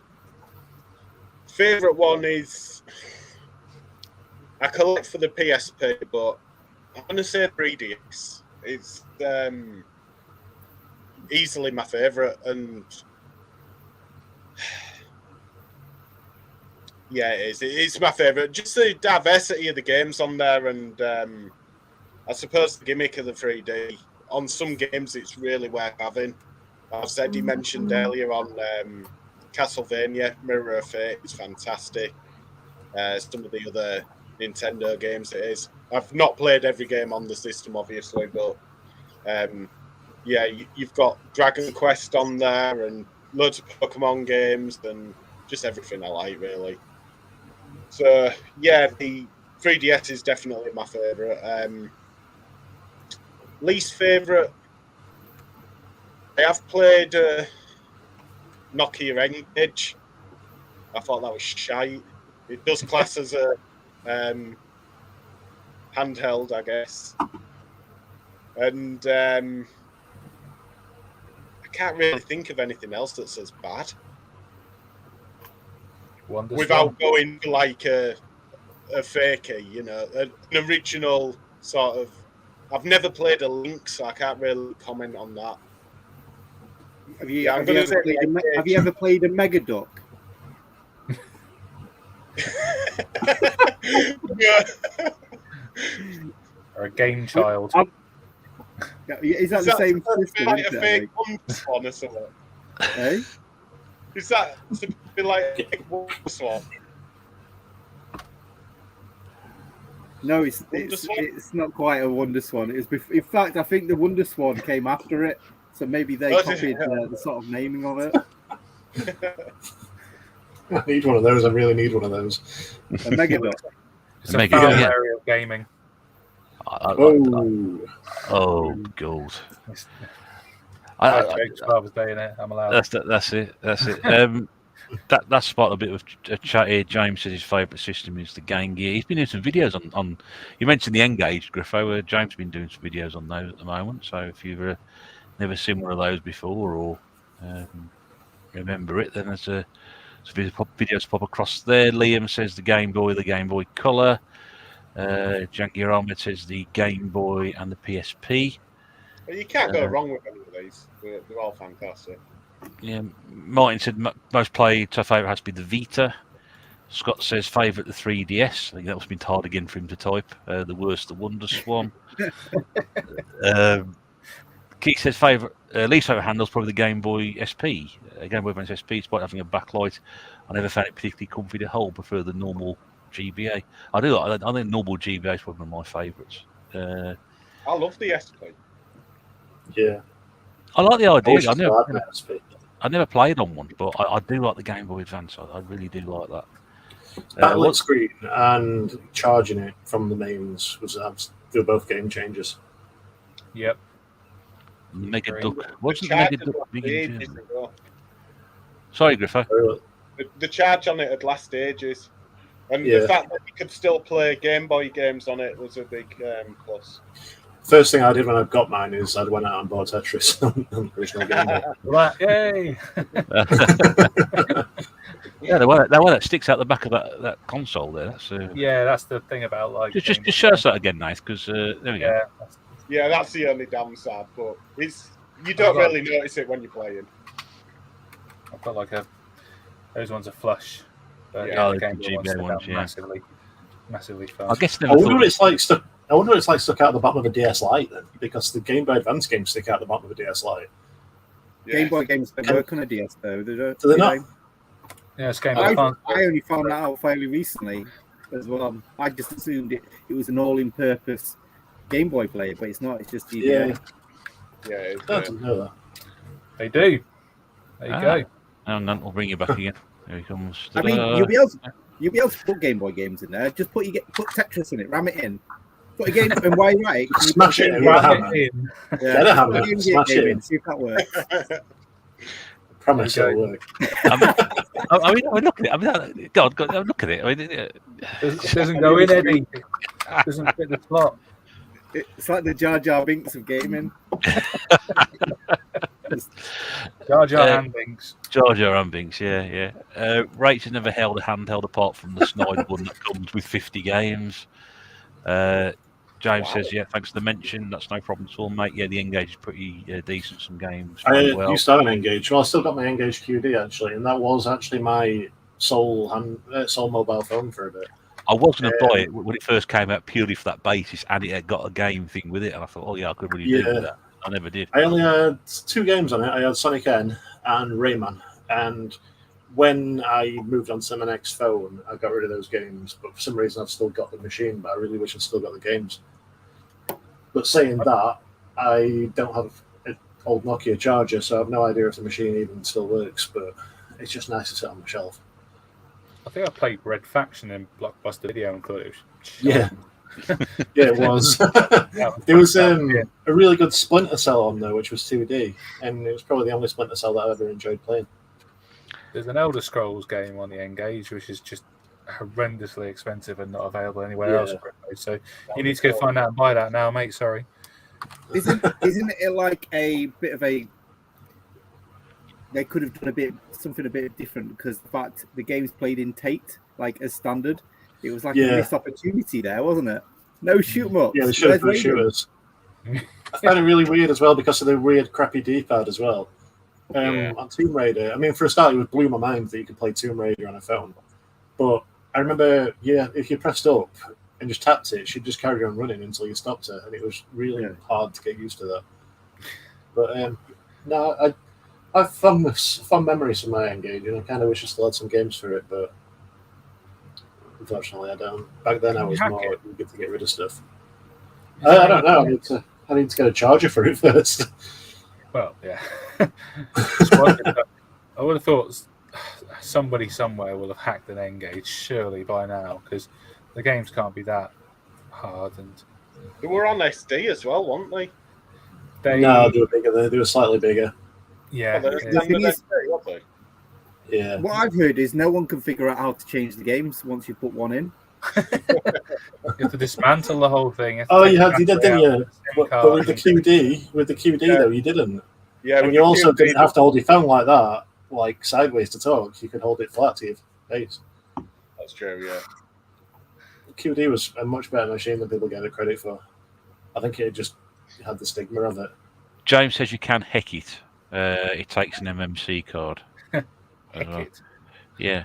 That's a heck it. Dale going up says my favourite handheld is the original Game Boy. Worst handheld's got to be the PC Engine GT. What the fuck's wrong with you, mate? Can I just interject there? My wife, Susie, in the chat, she just sent me 2 messages.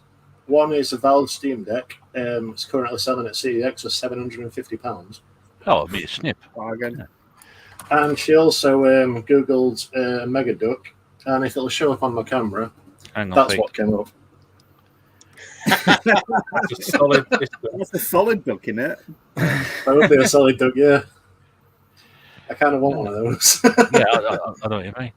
It likes James says the Neo Geo Pocket is the most comfortable handheld to use combined with a great stick, and the Lynx is also really comfortable to hold. Rob says his favourite is the Game Gear. It's a nice clicky stick. Again, another one of them addictive ones that you just move around. You like that, don't you? I do like it. I love tactile things like that. Oh, James also says he had one game slot, so if you had the Engage QD model, the game's MMC card just come out the bottom. And just so I don't want to talk about that, Rob's his favourite handheld is the Game Gear, which he's mentioned a few times here. Pete, favourite and least favourite handheld? Do we really need to talk about my favourite? No, talk about your least favourite. It's the only one I've got to hand, but What's the that? What is that? What is It's that? one of them. One of them Mega Duck things. No, it's Solid duck. my purple one's been promoted to being in use at the minute because my white one got nicked, obviously. But I'm not that bitter about that. But yeah, my black one's the one I got to hand. I love the Evercade. I just love, as I was talking to Griffo before we started, I love that it's put games in my hand that I would have never played otherwise. I love the collectability of it. And I mean, I suppose not. If people know me, they know that Evercade is like my big thing. It's like it's a huge part of my life because I never made my channel about it really. So I guess there's quite a few people that don't really see me as an Evercade guy to that extent. But yeah, Evercade is just. I didn't play handheld gaming really before that, and now I play my Switch more handheld than anything else really. It's just got me into that like kind of groove of sitting there holding a console in my hand and looking at the screen, which is something I could never do comfortably before. So yeah, as well as it having great games and stuff, it's kind of opened me up to handheld gaming as a whole. I could probably talk for hours about how much I love the Evercade, which games are good, which games are crap. I already took enough time off at the start of this podcast talking about games, so I'm not doing that now. I suppose I don't know really about least favorite because I've got some obscurities, some knockoff stuff. I've got my JXD, which is terrible, and I've got like an Atari handheld thing, which I bought because it's got HDMI out, and you can also load up games from an SD card on it, but never actually got around to it. But the screen's so bad on that, unless you've got it flat to your face, like you can't see it. It's just awful. Slight tilt on it, it just goes silver. But honestly, it's probably going to be a unpopular opinion, but my least favorite handheld that I own, of like the big ones at least, is the Vita. Just because of what I said earlier, I just couldn't commit to it because of the memory card size, and I couldn't afford to keep buying memory cards. you know. You had your head in your hands, Alex, though. Was that because of that?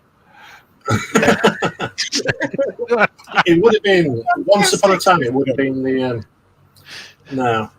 Once upon a time, it would have been the DS as my least favorite. But I've got like a sort of newfound appreciation with that.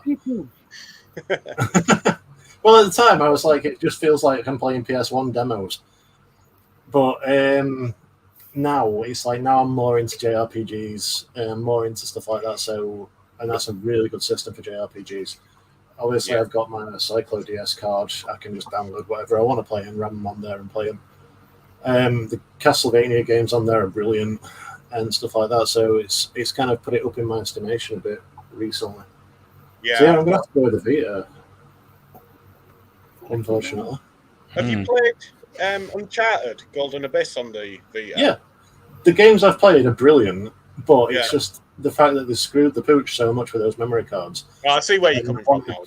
Yeah. I wanted you to shell out so much for them, and they filled up so quickly that I couldn't get out what I wanted out of that machine, and it was such a sort of shame because I was looking forward to it so much, and I remember when I got it for my birthday, my wife also surprised me to a weekend away in Scarborough as well, so it's going to be one of the things that's always etched in my memory, and it's kind of bad that it turned sour, but. I don't know. I wanted to like it. I really did. Yeah, I see where you're coming from with it all. It was a disappointment in that respect. Yeah, but up until recently, I've never really been big on handheld gaming either. So I haven't really played a Game Gear. I've not played a Wonderswan. I have played a Neo Geo Pocket. I didn't really rate that either. But I've not put much time into it up until mainly the Switch and the Evercade. I played a lot of PSP. And I've played a fair bit of 3DS, but I loved both of those. In fact, PSP, one of my favourite memories of handheld gaming PSP is sat around at work outside on breaks, playing, I think it was Burnout Dominator multiplayer, and really pissing everybody off because I insisted on playing Avril Lavigne's Girlfriend on every track that we were on. that dates that particular time, doesn't it? I suppose, really. Yeah. But it's just one of the tracks on the game for no reason at all. It has nothing to do with smashing cars. But yeah, I just had it set so that was the only track that played on repeat, and it was brilliant. It was when you're playing on Battlefield and you're griefing people by doing stuff they hate all the time. That was my way of getting in people's heads on Burnout. Was just having Avril Lavigne playing constantly. It's awesome. Okay. That's great. I'll go to the chat second. Now I'm going to come to Nathan. I'm going to come to Eddie, and then we'll probably wrap it up. Alex, darling, I think what we may have to do is probably do a follow-up episode on this. We try and talk about some of the games, because I don't think we'll have time to do a bit more. We talked a lot about consoles tonight, but I think we probably need to do a follow-up episode about some handheld games as well. Yeah, definitely, yeah. So for everybody watching out there, we probably won't get through everything before 10 o'clock tonight. We just got absolutely...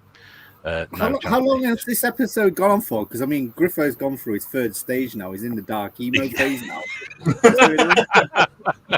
He's gonna have a torch lit behind him or something. He's in a cave somewhere.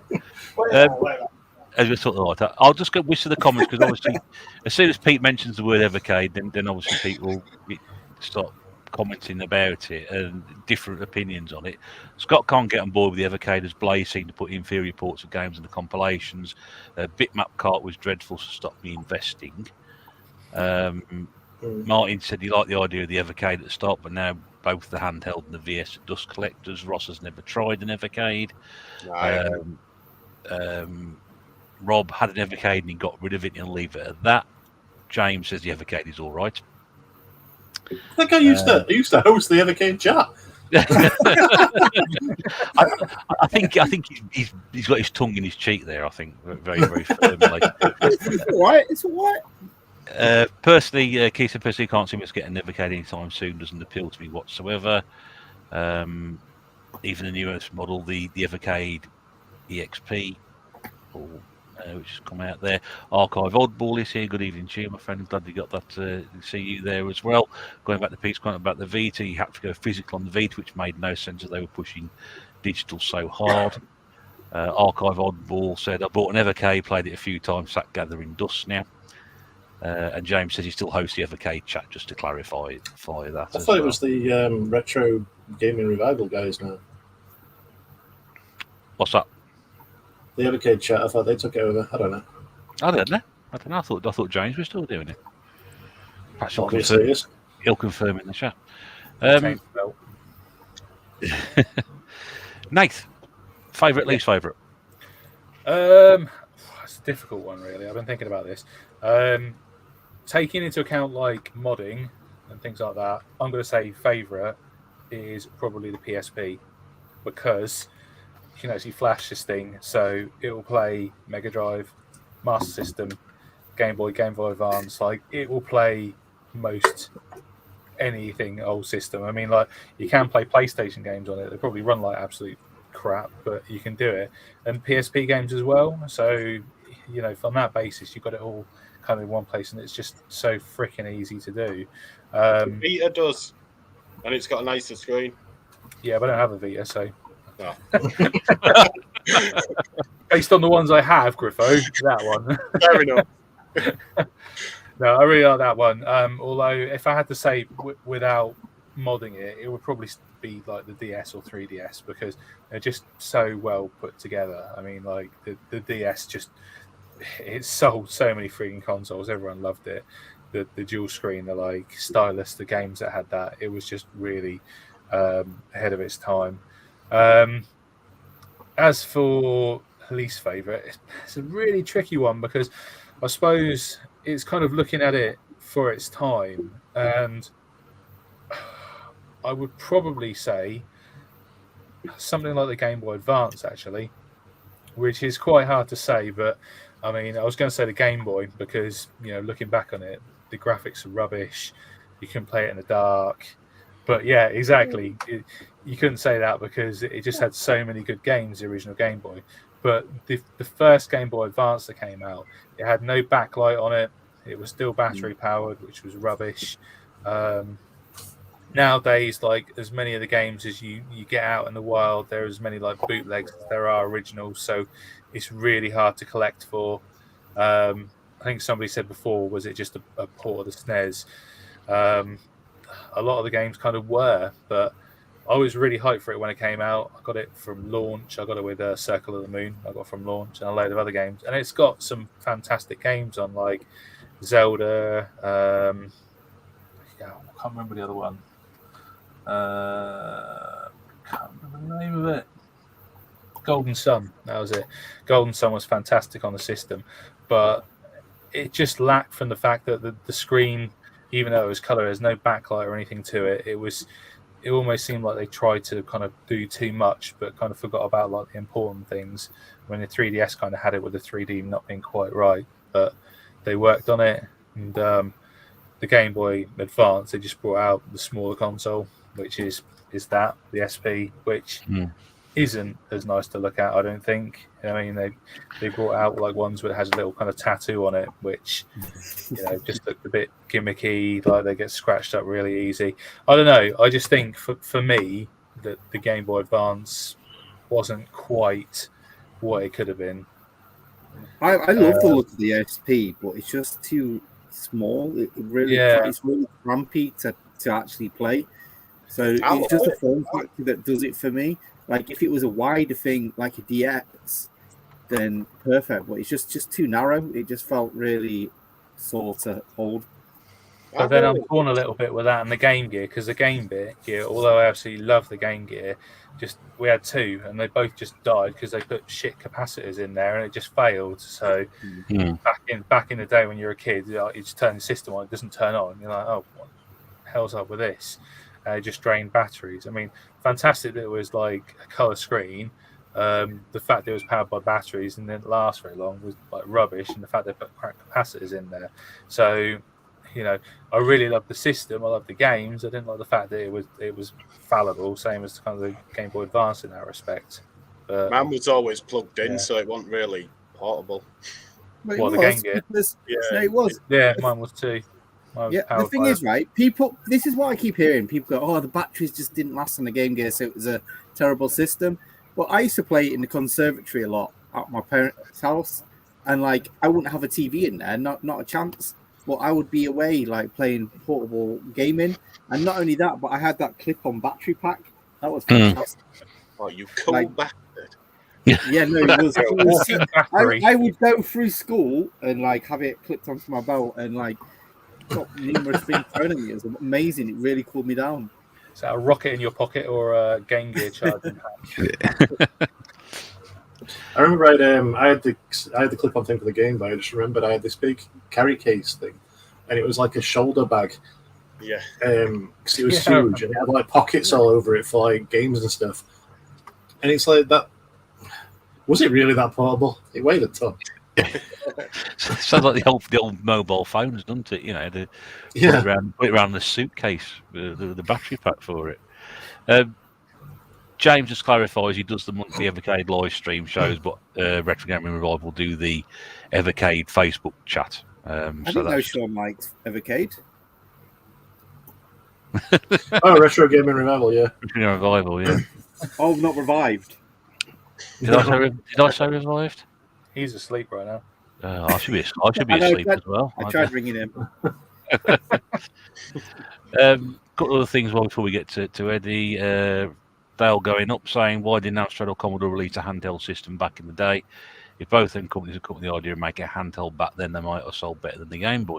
I think because there wasn't really actually a handheld market apart from the old LCD, Tiger, Konami Electronics at that time. So I don't think there was much call for it. There was the You've seen it C64 before. laptop. Sorry, Eddie? The C64 laptop that had a screen like that big. Right. And it was like this big, like, it looked like a suitcase. It looks pretty cool. I would like, to be honest, out of all the C64 stuff, I would love one of them. I've never seen one of those. I've never seen You've one. never seen it? It's really cool. It's got like a flip top where it like flips down and it like kind of puts it up like that. It's really cool. No, Well, I've had it come on. hang on, Alex is showing us. If it'll, because like, That's a Mega Duck, isn't it? yeah, that's the Mega Duck. I've not seen one before. It's very similar to a Game Boy in the way it looks. I say it looks like the Pokemon thing, the mini Pokemon thing. Can't remember what they called it.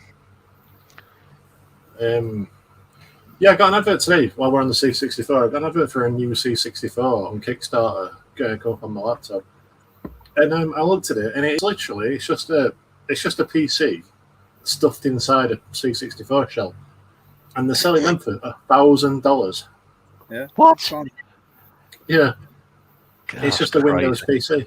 Or you can get a cheaper one, which is just a Raspberry Pi. Alex is crying again. I don't get it. I really don't. Yeah. Alex is like, you can buy a house in Hull for that. You made him turn the lights on. He can't afford the power bill. That's it. Yeah. So we got to finish bang on 10 o'clock because otherwise he's going to, The meter will tick off. Yeah. Martin says, what about the Game Boy Micro, which James said also was a cool item for me. More a collector's Imagine edition, in playing my that. opinion. Yeah, I've Really small. Never- Really small. never seen one really, but they're just I have seen they are tiny. well, yeah. Yeah. I think I've seen one in a shop before, but the chances of getting one are so expensive now. It's just horrendous. I can't see it being like a viable, actual usable console. Yeah, It's the same with those little micro Game Gears that came out. I could not see them Collector's actually editions, being. aren't they? I would love one of them though. I'd love that micro game gear. That'd be awesome. Now you can hack them and add all the games to it. I probably would have one, but not for the price they're asking for. I'd pay like 25 quid for it. Liam says, love my Game Boy Color. Archive Oddball says, Game Boy for the win. Let's not forget about the ground-breaking camera and printer, which I do have. I'm quite happy with that. Yeah. Thought Sean would here be talking about handheld COD games. We'll get him in on the next. We'll get him on the follow-on for that one. Yeah, COD on the DS, very good. I love fishing rods. Like Sega Bass fishing's amazing. Ross says the Game Boy Micro is actually super playable as long as you're not playing an RPG. Yeah, I suppose if you get handheld COD, you really need some newspaper around it, don't you? Because you get grease all over your hand. James says the micro plays quite well. Jangir Ahmed says, what about the Yak Games handheld system? Yeah, Like what the about Mega it? Drive one, isn't it? Like that. Yeah, it's a decent option if you're on a budget. But Yeah, if That's you The want Amico handheld. Yeah. Just get yourself over to AliExpress. You'll be a eat. yeah. We haven't even talked about the Amico. That's handheld. the what? We haven't got time. Surely that's got to be the shittest handheld of all time. It's not even out yet. You Yeah. can't hold something in your hand if it doesn't actually exist. Yeah. Isn't- Look, I've got one. shouldn't Right, it yeah. Shouldn't it be a foot held because it's really good for like soothing your Yeah. feet after a long day? Yeah. I think that'd let people off. Eddie, then finish this off, then, mate. Favourite and least favourite handheld. So you've got a good hour for this section, I hope. About 6 Because- minutes. You got 6 minutes. Go. Because honestly, I absolutely love handhelds. I mean, it's one of the things that's been with me from day one to like now, even now. I work nights, so I get a lot of alone time. So the last 8 years, I've been absolutely loving handheld gaming, because obviously I can't bring my PlayStation whatever to work or anything. And I missed the PSP. I knew about it. I had friends who had it, but I just never had time to play anything like that. Then I started my night shift, and I was like, I need something to do. And at the time, the Vita had been out for a little bit. How old is the Vita now? It must be about 9-10 years or something. Was it 2013? Was it 2013? So 9 years then. Crazy to think that, isn't it? Yeah, it is. 9 years. It'd already been out for about a year or so, and I got a great deal on it. And oh my God, I just fell in love with it. Yes, the support of it was terrible for the first part and everything. That's mainly due to their problems that they had with just pricing everyone out. It was such an expensive handheld system. I got it sort of like the medium days of eBay, when you could get good deals. Sometimes there would be like good deals, bad deals, whatever. I got a great deal for like when it was selling for like 250 quid or something. I got it for like 150 or 100 something, 120, 150 quid with a few games. It was 2012, by the way. 2012, so 10 years then. Crazy, innit? And yeah, I got it, and I was like, how was that medium? I really enjoyed it, but man, pretty much when they lost support of it, where it just became this Japanese super system that like had like I like obscure games. I don't know if anyone's ever noticed that, but like the Vita, it was just chock full of them. So many good games that like I love RPGs. It was an RPG super system as Pixel, whatever it's called, Generation Pixel. What he said about being a PS1 powerhouse. Yeah, I had like loads of PS1 download titles. I played Suikoden 1 and 2 again on it, and man, I absolutely loved it. Saying that, it's so hard to say what my favorite is, because DS is also up there, because again, so many great RPGs on the DS. And for me, I find handhelds the best way to play RPGs. I just love them. But what really does it for me for the Vita is I just love the quick close and restart that it has on it. You can press the power button and it turns off instantly. Like I say, I was at work when I was doing it, so I would have to just do that sometimes to take calls, whatever. And then you press it again, and then you're instantly back where the game was. I don't think there's even like the new PlayStation and the Xbox does the quick restart as well as the Vita ever has done. It's such a good system. And not only that, like if I put my Vita to sleep and I don't play it for 2 weeks, I can restart that game and be exactly where it was. Whereas if I did that with a 3DS, a Switch, it'll take about a day or two and the battery's dead. And I can't play, and then it just resets the game then, and you have to reload the game and go back into it, and it just takes that momentum out of it a little bit. And honestly, I don't know what Sony's hardware people did, but they did a proper miracle on that Vita. It's such a great system. And again, like the Switch now has only equaled the Vita screen in 2001 with the Switch OLED, which kind of like just says how good the Vita was 10 years ago, because it's got the same screen 10 years ago as what the Switch has now. Mm. It's nuts. I just love it. It's just the Vita could have been what the Switch is now, with the thousands of games. If only Sony just gave it a little bit of love. I really feel like the Switch took a lot of what the Vita had and like the momentum in the background of what the Vita had, and then just like Nintendo-fied it and just made it very popular.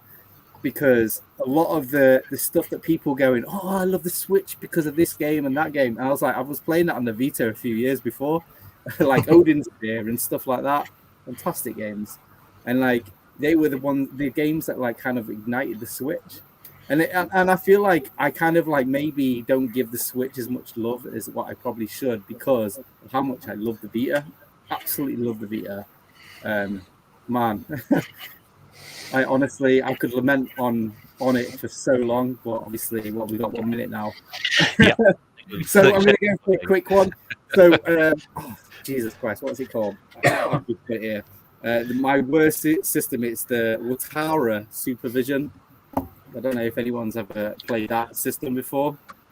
I've heard of it. I've heard of it. Like I remember this girl at my school. Like, it's the only real full experience I've ever had with it. She had it. It's like this weird grey screen that you kind of like squidged up like this, so you could like put it towards your face. And I was like, that's quite cool. But when you play it, man, it was terrible. Like the cartridges, it had like pins showing and everything. And it was just like everything was just like a Nintendo copy. Like, because I was big in my Game Boy back then, and every game was just copied from the Game Boy. Like, hang on, Griffith, the photo of us. There we go. Yeah, I've seen one before. Had it. I mean, look at it; it's a weird square. Like, it looks very Game Boy, doesn't it? I mean, it was back then. It was like I was in like early senior school when that came out. Well, at least when I played it, and it was like, where have you even found this from? When you ask your parents for a Game Boy and they just secretly hate you, is it just that's it. I mean, obviously, she wasn't a big gamer. She was like, oh, I like this puzzle game. I'm like, no, it's not Tetris, is it? It's no Tetris. Brick Out or something like that. Brick Out. But at the same time, it's such a terrible system. I kind of want one. Yeah, I'm sure there was a single handheld game. It was called Brick Out. It was like a Tetris knockoff. All that was on there. I'm sure it was. I could be wrong. I've been wrong many times tonight. I don't know how people can say DS is terrible. There's so many good games on it. So many good games. When you've got systems like that out in the wild, how can you say that? I tell you, I had that it's because of all the shovelware that's on it, and that's all people see. But once you dig into it, an amazing system. I 100% agree. I'm actually going to change my answer for the worst one. I'm going to go with that JXD gaming tablet thing. Mainly because I tried to play Fighting Force 64 on it, and the whole thing was upside down. Just the screen was completely upside down. Maybe. Are you sure you wasn't playing an Australian ROM? Maybe, yeah. No, people have got good things out of those machines, but I just think it's fucking toilet. I hate it. It's the last word, isn't it? Really? I just get in the sea. What? Sorry. Get in the sea. Get in the sea. Yeah, get in the sea. Yeah. Get in the fucking microwave and just blow itself up. Just to go through some of these comments before we finish off. Going back to the At Games console with the At Game products that had the bad sound emulation. I think it was. I've got an At Games Mega Drive, and that had really bad sound emulation, and it also ran the. I've got the handheld one, and the screen's not that great either. No. Yeah. In fact, that handheld Atari that I was on about, where you can't tilt the screen at all, that's At Games. Yeah, it's the same. At the same time, is that not just Blaze as well? At Games. No, Blaze distributed their stuff in the UK. Oh, is that just like that? Yeah, they didn't actually make them. But the Blaze that's out now making the Evercade is not the same company that Blaze was back then either. Champion DD Rob says handheld is what got me into gaming, and even the reason I got back into retro gaming. Felt the Vita was too heavy on RPGs, not enough variety. Loved the idea of the console though, and loved the PSP. Just can't handle more than one system at a time for some reason. They learned nothing from the PSP. Just go back to what he was saying. Keith has a final word on the Amico. If you think the Amico is still a thing, then you must be Tommy Tallarico. Have they stepped down and the rest of the team been sacked or are being sacked? I was just about to try and look at my collection about like how it wasn't just RPGs, but to be honest, my physical collection is a lot of RPGs. but there was also games like Drive Girls where you're a car that turned into a female girl. A female girl. Oh, right. Female girl. How many other systems have games like that? Yeah. You've got to say things like that these days to not confuse Suppose it is 2022, isn't it? To be fair to Eddie, he's going above and beyond. There is games like Gravity Rush that was very good as well. Yeah, that was good. Fantastic. James says, like to play F1 race on the original Game Boy with a link cable, decent race of that with friends. It's a decent game, though. Yeah, decent game, though. I've got that on the, I played on the Super Game Boy. It's really good. Right, okay, well, as we said earlier, what we'll have to do is probably do a follow-up episode in a few weeks' time or whatever, talk about some of the games. We haven't really had a chance to talk about games, and we haven't really talked about some of the old LCDs, so we just haven't had the time tonight, which is a bit of a shame. But so, Alex, we'll get you back. Sorry? Handheld accessories as well would be just a topic on its own. Yeah. So we should definitely screens. Yep, I've had time to get me joined Game Boy add-on to show you all. I'll get that out. But yeah, we'll have to do a follow-up episode at some point. So Alex, we said earlier, we'll have you back on again, mate, and we'll pick this up another time. So, but thanks for coming on with the subject, and I'm sorry we couldn't get all in, but yeah, it was interesting to talk about tonight. And thanks for everybody for their comments and contributions as always on the panel. Great to have everybody on tonight, and we'll come back and discuss that again in the future. I'll drop everybody backstage, and I'll just wrap up here, and we'll have a quick chat afterwards. So, thanks to the panel once again this evening. Give everybody a wave before you disappear, and we'll see you all again soon. Bye-bye, everybody. Bye, everybody. It's like an episode of a children's program. Yeah, thanks everybody for your views and your comments tonight, and it's been interesting to see what people have been saying. Obviously, certain things like the Evercade get a bit of a bad rap. You know, Pete's very much into the Evercade. Some people like it, some people don't. Obviously, there's the PSP and the Vita also got interesting conversation. So it's we shall come back and revisit some of the games hopefully at some point in the future. Just like to draw your attention once again to upcoming episodes. We have some slots available if people want to come on. It's going to be 2 weeks tonight. You can see we've got 3rd of July, 17th of July, the 14th of August, and the 29th of August, which is the Bank Holiday Monday, because there's something else on the Sunday. So we'll do a Bank Holiday Monday special. If you want to get in touch, there's my email address, which is now coming across the bottom here. There it is. So get in contact with myself. You want to pick a subject? It'll be great to hear from you, and we'll hammer out a date.